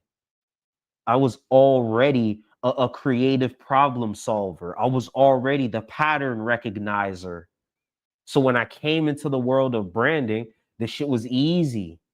Because once I came into the world of branding, I realized, yo, I've been criticizing the fuck out of niggas' advertisements and marketing campaigns for years. From the artistic perspective, never realizing that that same eye for quality, that same eye for pattern recognition, that same eye to say, oh shit, they're trying to manipulate my feelings to do this, that, and the third. It ain't gonna work on me. Nigga, These same skills is what makes me a good brander, a good brand designer, a brand architect. It's because the mind control that is modern society, that is modern branding, didn't work. So now I teach niggas how to not be fucking slaves to modern branding and marketing. So that way you can build something sovereign to you. Nigga, I just seen a Doritos commercial. It was fire as hell. Am I gonna buy Doritos? Fuck no. The commercial was funny as shit. It's the one with the UFO trying to take his Doritos. Then this shit finally snap out his hand and crack the fucking UFO in half. That shit's hilarious. I was dying on the couch. I still don't want to eat Doritos, nigga. Duh. Because I understand what's going on. And when you learn what's going on, you stop falling for the okie doke. So boom, step one, choose your candidates. You're gonna look back at your armory list. All right? You're going to look back at your armory list and select 3 to 5 functions or skills that feel the most powerful, the most repeatable. Right? Now, here's my fair warning to you. This is about the feeling of it.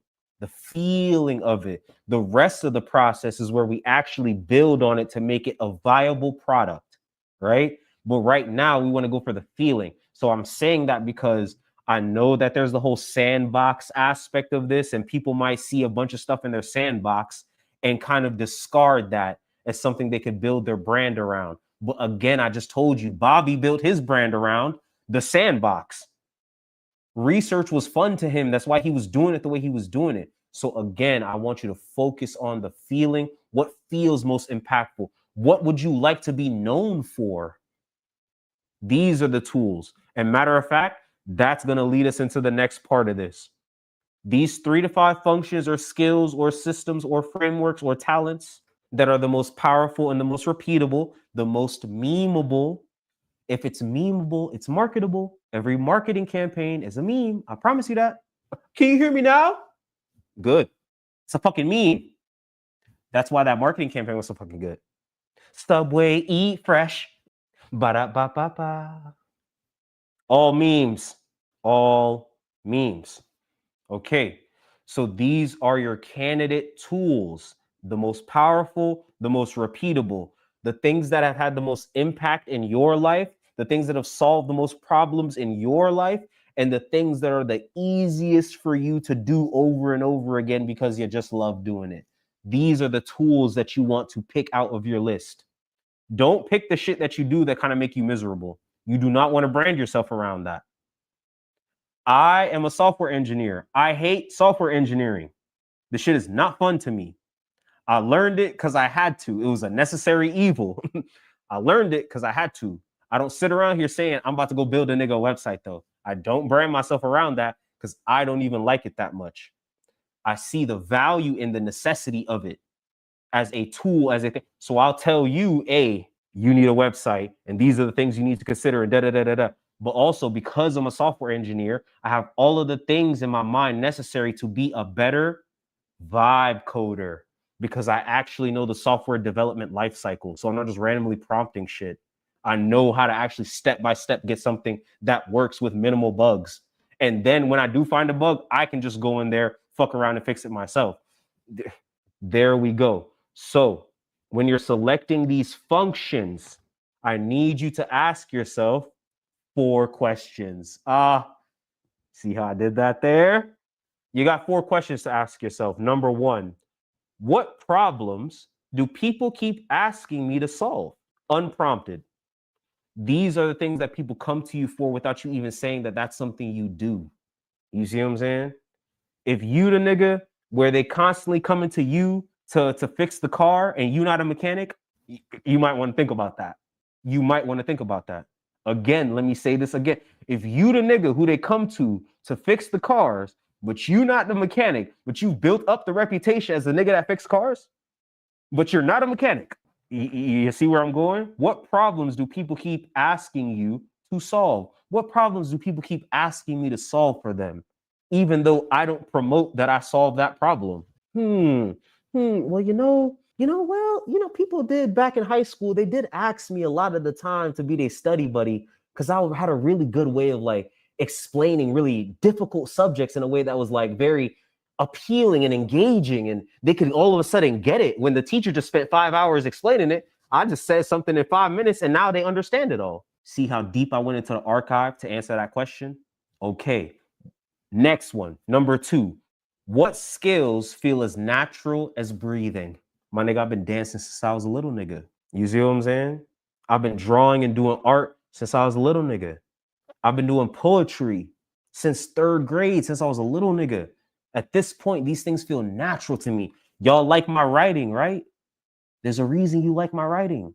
This shit's natural to me, bro. I got all kind of bars. You haven't even heard me rap. You niggas have not heard me rap yet.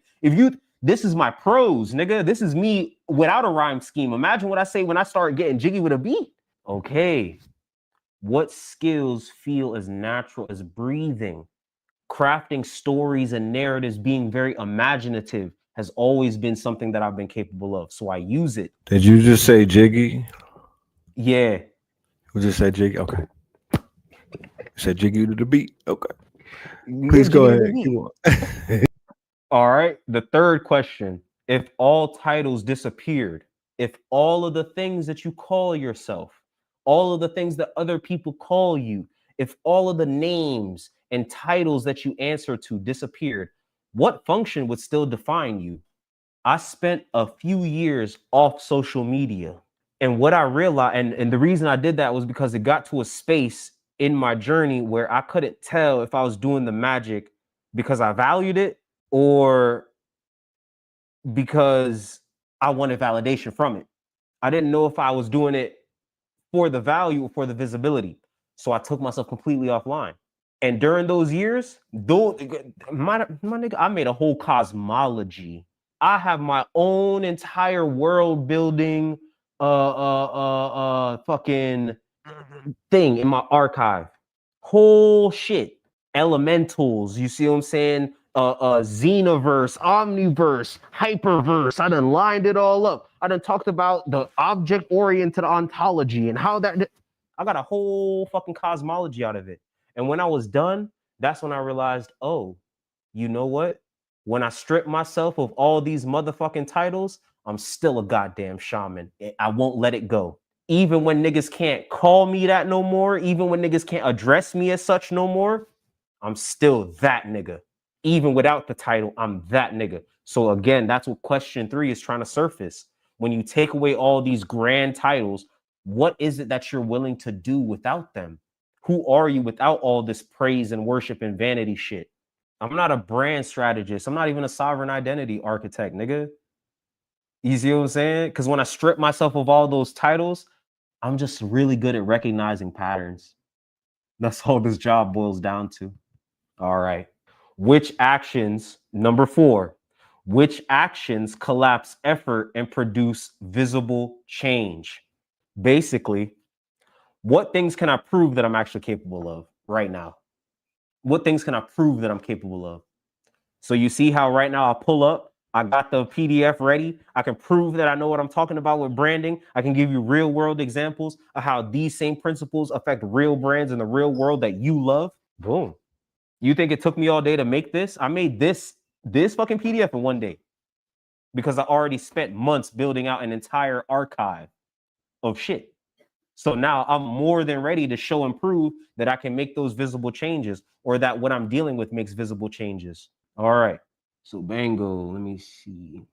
So then boom, this will be the page where you choose your candidates. You see what I'm saying? You write down a little bit about them. You describe what outcomes they create. You see what I'm saying? Then you're going to get to scoring each tool, right? On a scale of 0 to 5, right? Each one of those 4 questions forms one of the 4 categories. Unbidden request is question number 1. Frictionless doing is question number 2. Results evidence is question number 3. And edge of play is question number 4, right? So we're going to rate the tools that we picked based on these things, right? So let's say option A is, I don't know, musical engineering. Is that something people ask you for regularly? If people don't ask you to engineer their music, they don't even ask you for your musical opinion, that's a 0. But if they always coming to you asking, hey, bro, tell me what you think about this track, bro. Like, what would you add to it? What would you do? Da, da, da, da, da, da, da. But you don't even be in a stew like that. They just respect your opinion. Now you're leaning into the 4 or 5 territory. Frictionless doing, right? Is it easy for you to engineer music? Is it something that you actually like have set up? Do you have all the shit at home, or do you have to go to a studio somewhere? You see what I'm saying? And then even beyond that, do you enjoy the process? Do you like it like that? You see what I'm saying? For me, software engineering would have a very low frictionless doing score, because for me, it causes a lot of friction to go do that. But there are other niggas that are fucking code wizards that love this shit and can do this shit for hours, but hate having to try to present the value of the product to an audience. That's where I step in. There you go. So for my software engineer homie, if he got a whole studio at home, boom, frictionless doing 5. That nigga can just roll out of bed and get it done. Results, evidence, right? Do you have proof? If you don't have any proof that you are able to do what you need to do, then 0, my nigga. What the fuck? 0. But if you have testimonials, you see what I'm saying? If you're all right, if you're a musical engineer and you have credits on a Grammy nominated song, my nigga, that at least shows me you were able to get to a level of skill that got you into a room where Grammy nominated music is being made. Shit. That's a lot of evidence and a lot of proof. Guess what that proof does? It stops you from having to oversell yourself. I just show you the receipts, nigga. And then I show you the invoice. There you go. That's what results evidence is about. I show you the receipts, then I show you the invoice, and you don't and you take both of them in your hand and you walk away. No argument necessary, because I said I can do it. I proved I can do it. Pay me what the fuck I'm worth. All right. And then finally, edge of play. Edge of play. Is this something I would do for the fuck of it? So frictionless doing is how easy it is for you to actually accomplish the task. Edge of play is how much you enjoy doing the task overall. If you love it, 5. You hate the shit, 0.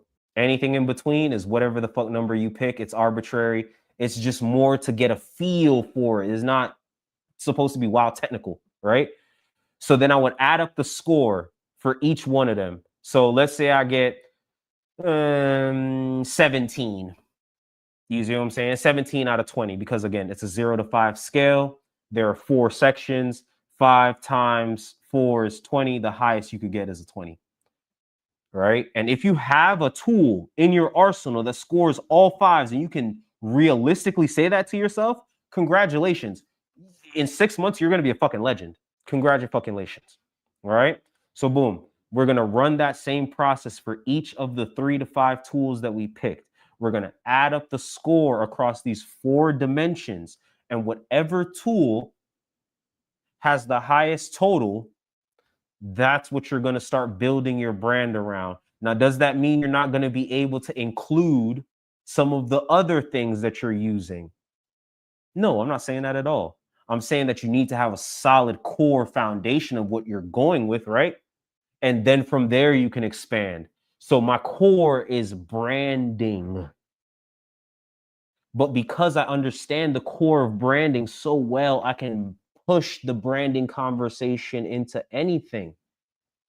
Because part of branding is market research. Well, shit, the internet is a major driving force in the market. So now I can talk about memes and how memes affect your money as a brand. See what I'm saying? It's a starting tool. The primal ontological loop was my starting tool. Every piece of content I have made since then is a derivative, a reflection, or a refraction of this one system. Again, this is just stage 1. This is just stage 1. This is just excavating the tool. We haven't talked about the UI UX aspect of it, which is expression. We haven't talked about how it's ultimately going to create an identity for you over time, because that's what an identity is. The combination of a tool with a specific pattern of expression done over a consistent enough period of time, you become the thing. And we have yet to talk about how we translate that into meaning, impact, value. How does what you're doing embed itself into the story of someone else's life? to where they cannot live without what you're doing. So these are the 4 dimensions. I just mentioned them earlier: unbidden request, frictionless doing, result evidence, edge of play. Do they ask me for it without me talking about it? Do I have everything set up to do it easy peasy? Do I have proof that I can do it? Do I enjoy doing it? 4 simple questions, 4 simple frames, and you can figure out what your brand is all about.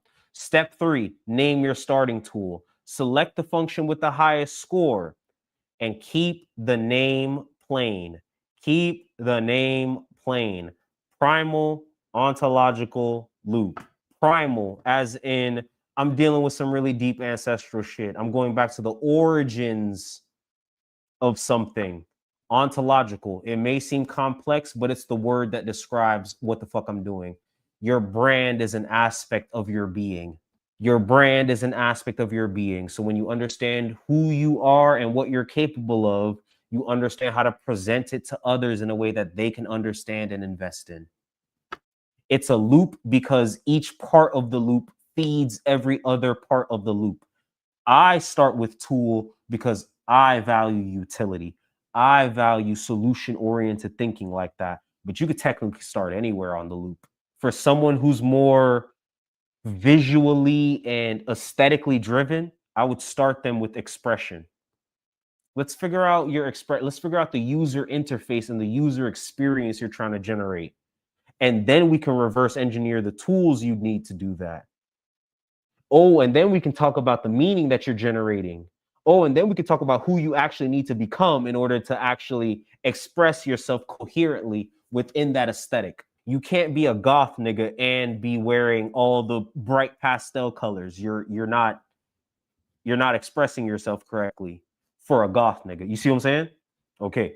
The hammer doesn't need to be an impact optimization device. It really doesn't. It really doesn't. I describe the primal ontological loop to my daughter as a magic wheel. It's just a magic wheel. It's just a fancy fucking wheel. And it does cool stuff. That's why the symbol for this shit is an Ouroboros. Literally, it's a snake biting its own tail. What you create, you consume to create the next creation. As you loop through the thing, your tools start to mutate. They start to change. I'm not a fan of the preppy goth look. I don't do the neon goth look. I don't do pixie goth. Give me that all black darkness shit. But anyway, call the tool what it is. Simplicity builds clarity, and clarity builds trust. Simplicity builds clarity, clarity builds trust. Primal ontological loop. It's about you getting back to the origins of who you are, circling back to the origins of who you are, so you can build a brand that's real to you. There you go. So give it a plain, simple name. It doesn't have to be all crazy. This tool is the genesis point of your brand's mythic architecture, the utility around which your identity, message, and offers will evolve. Step 4. Well, I'm still stuck on step 2. My bad, you guys. Step 3, obviously, right there. And then step 4. Now tie your tool to its purpose. This is the most important part, because this is where I bring in the more traditional aspects of branding in terms of what's known as brand DNA. Brand DNA. It's very Googleable. I'm not making this up. This is not a term I made up. This is what the field calls it. Brand DNA. It's composed of 4 parts: purpose, value, mission, purpose, value, mission, and vision. Purpose, value, mission, vision. Purpose is tied to the tool stage because a tool is only made for a particular purpose. If the tool cannot accomplish its purpose, it is a useless tool. It is just a random object. Now tie your tool to its purpose. This converts function into meaning and creates the gravitational center of your brand. How are we going to do this?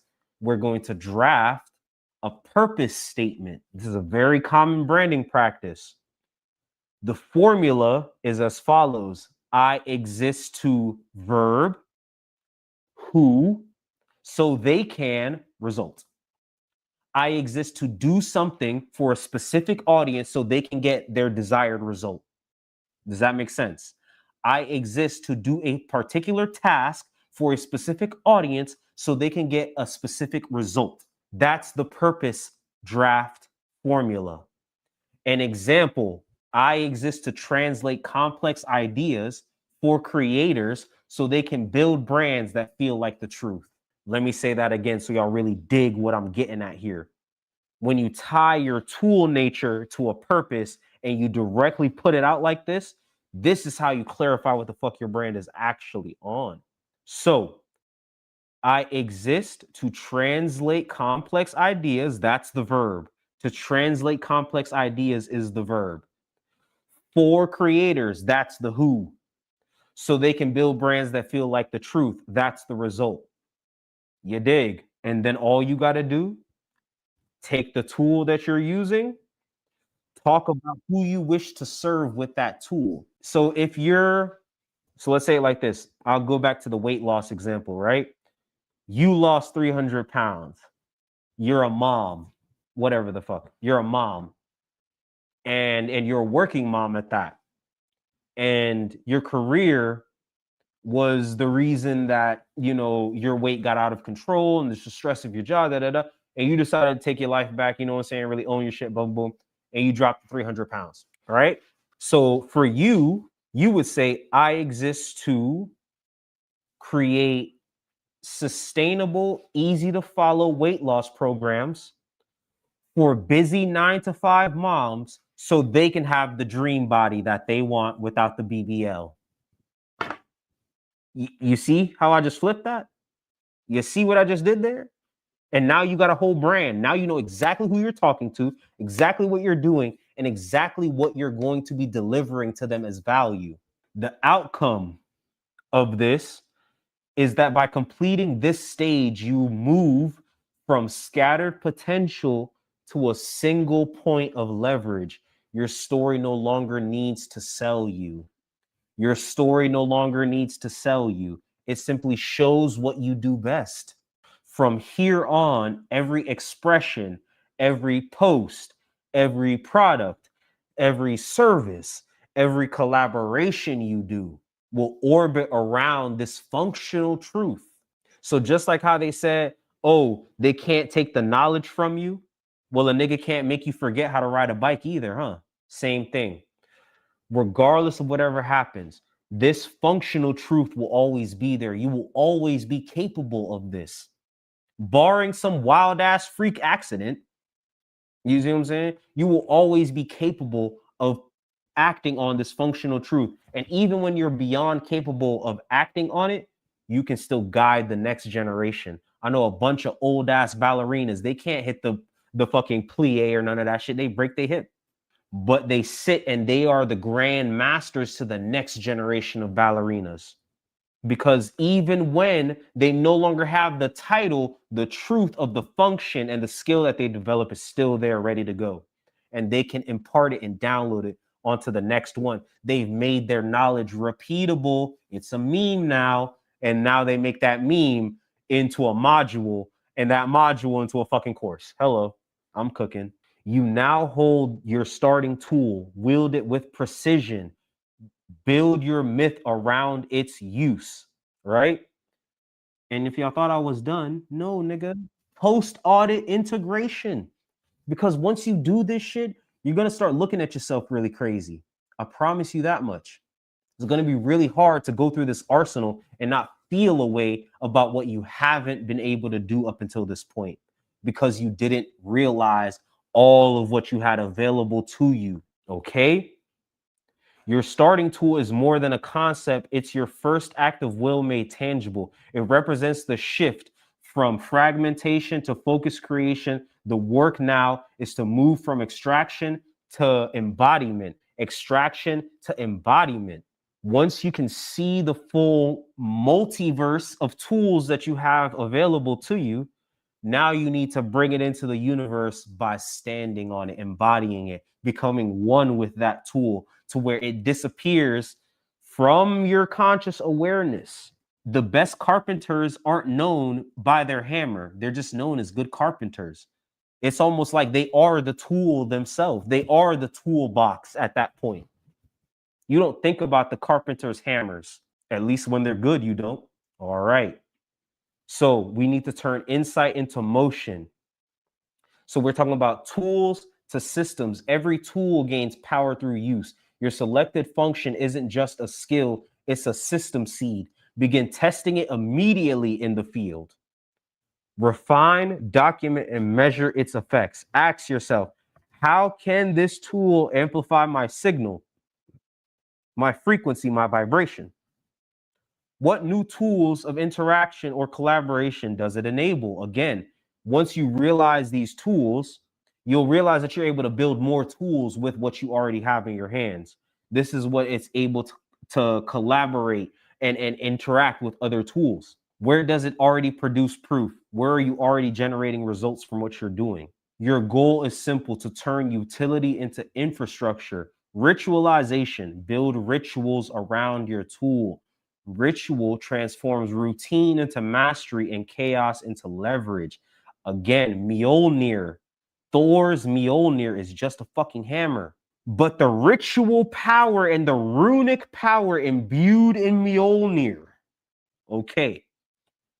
If your tool is constructive, like a builder tool, automate one process this week.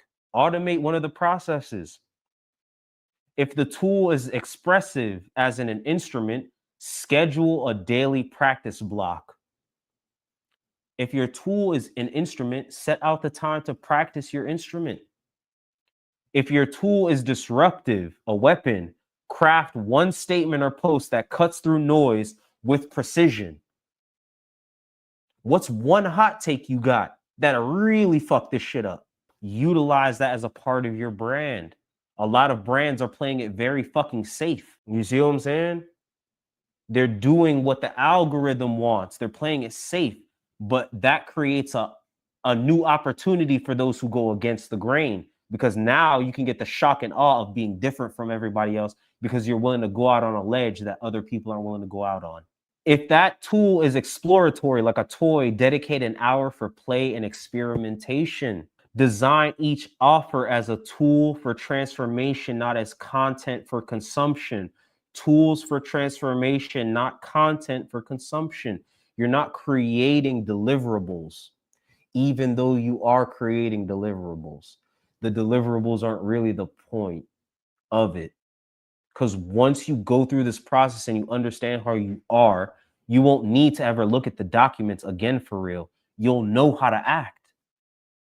You'll know how to act. So this isn't about documents and deliverables. You're forging interfaces that let others evolve through you. Others evolve through you. That's what a good brand is. All right. So this is my closing mantra.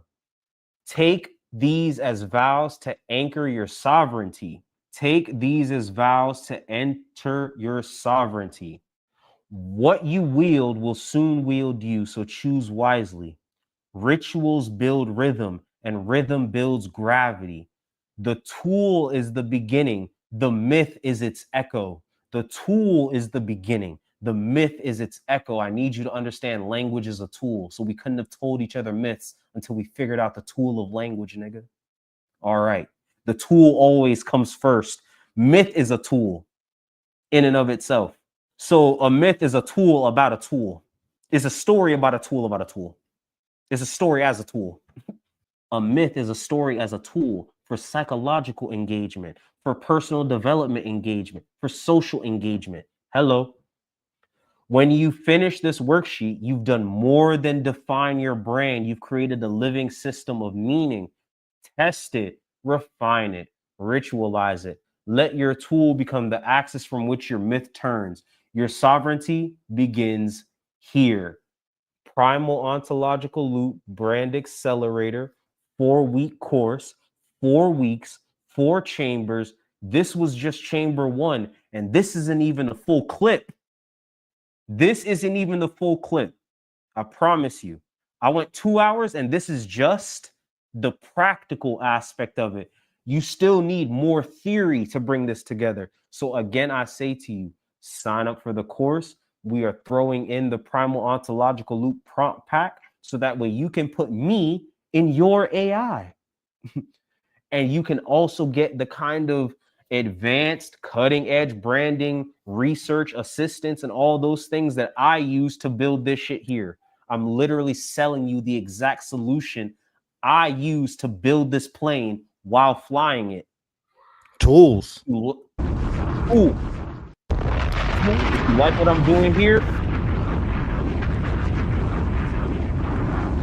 Fire. as well.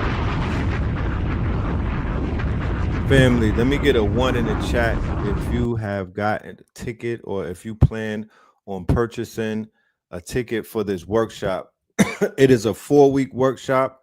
We recommend that you be with us the whole 4 weeks. However, we made it to whereas you could actually just get one weekend. You know what I mean? You could do it week by week, although it will cost more than just getting it for the whole 4 weeks. Now, scan that QR code right there on the screen with the little duck in the middle that looks like a LL Bean duck or something, but hit that J Crew duck. Hit the QR code and sign yourself up for this workshop we have. It is beginning on November the 6th, which is a Thursday. It will last every Thursday up until that point. We will be doing it from the hours of what are the hours? The hours. Shit. We haven't actually discussed that yet. We will have Matter to of fact, we'll discuss probably that. do it. We'll have to discuss that, but it'll probably be similar to this time here, since what I'm saying, this is the time Right. the family's kind of used to seeing us get together. So probably Right. 6 p.m. Eastern, 5 p.m. Central Time. We'll get going. We'll get rocking Right. on class every Thursday. And of So course, y'all we'll know have the this is recordings and important everything. because I'm literally shifting my third eye Thursdays in order to do these 4 weeks with the God. You know what I mean? But I know that this is something that people were very enthusiastic about from the first time that they met him. I was getting a lot of requests. Yo, is this brother gonna do a class? Yo, could this brother break down what he talking about? Yo, this brother got a book. Yo, does this brother da da da da? So he has a Substack. He has a prompt pack. He has a whole course. He has a book that's coming at the end of that course. He has a toy that's already been generated and created in his image. So the brother hit is off to a fire start. He's jumping in like an assassin, taking heads with him. Yeah. He put the N in Jason, the N in Jason for ninja. So yeah, man.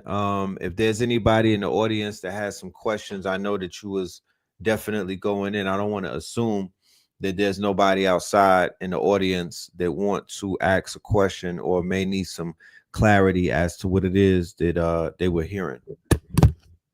Yeah. If y'all got questions, shoot, for sure. I definitely want to make sure I just leave the family with as much detail as they need to make an informed purchasing decision. But this is, again, just stage 1 of the process. This is the TetraTool test. As you can see, there's a lot of 44 energy in this tool test, but it's about excavating and understanding your primal function so that way you can begin to build around that. You see what I'm saying? I want you to build something that you're up, build a life you want to live, right? So this is more about like lifestyle branding than anything, or branding as a lifestyle, right? Getting you into that space where you're doing what you love and you love what you're doing, so you never actually have to take a day off. Like, again, I don't think you build pyramids without having that level of passion and investment in what's going on, right? So I'm trying to bring back that level of cultural, social power and commitment that we used to have, so we can have it today, so we can build communities around each other. Honors.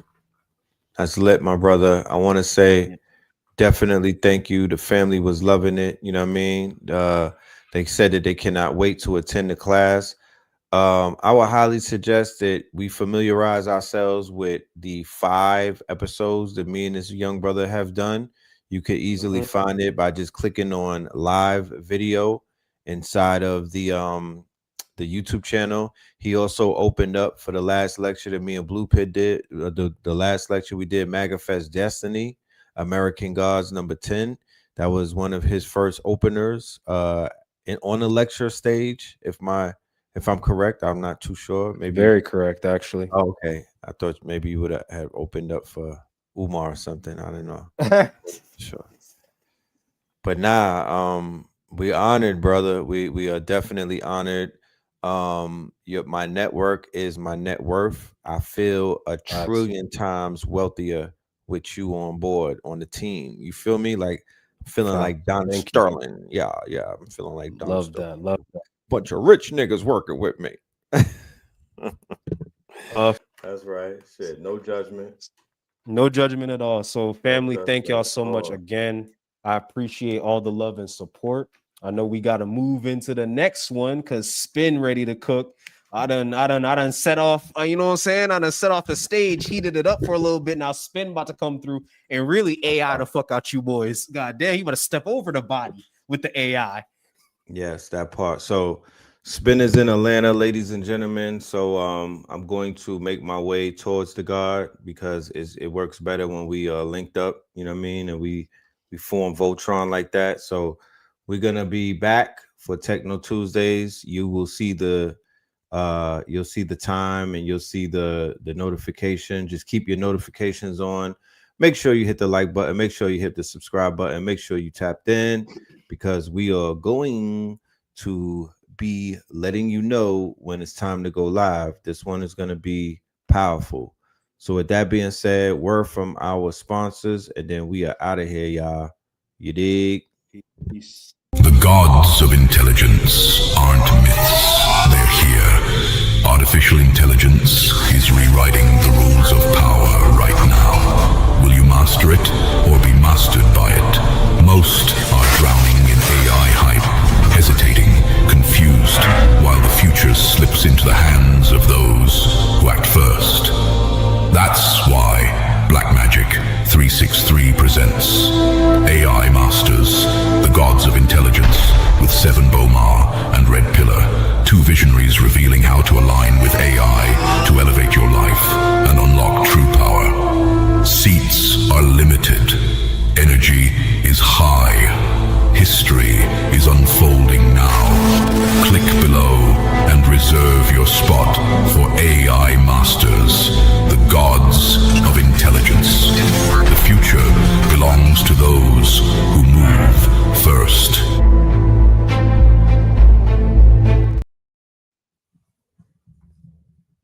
Yes, sir.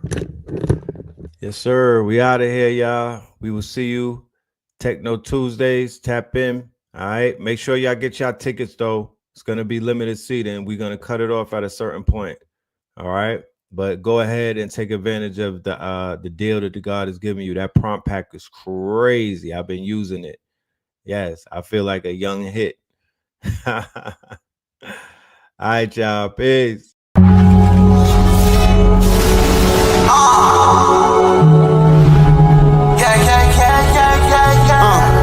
Hey, yo, we got it going on.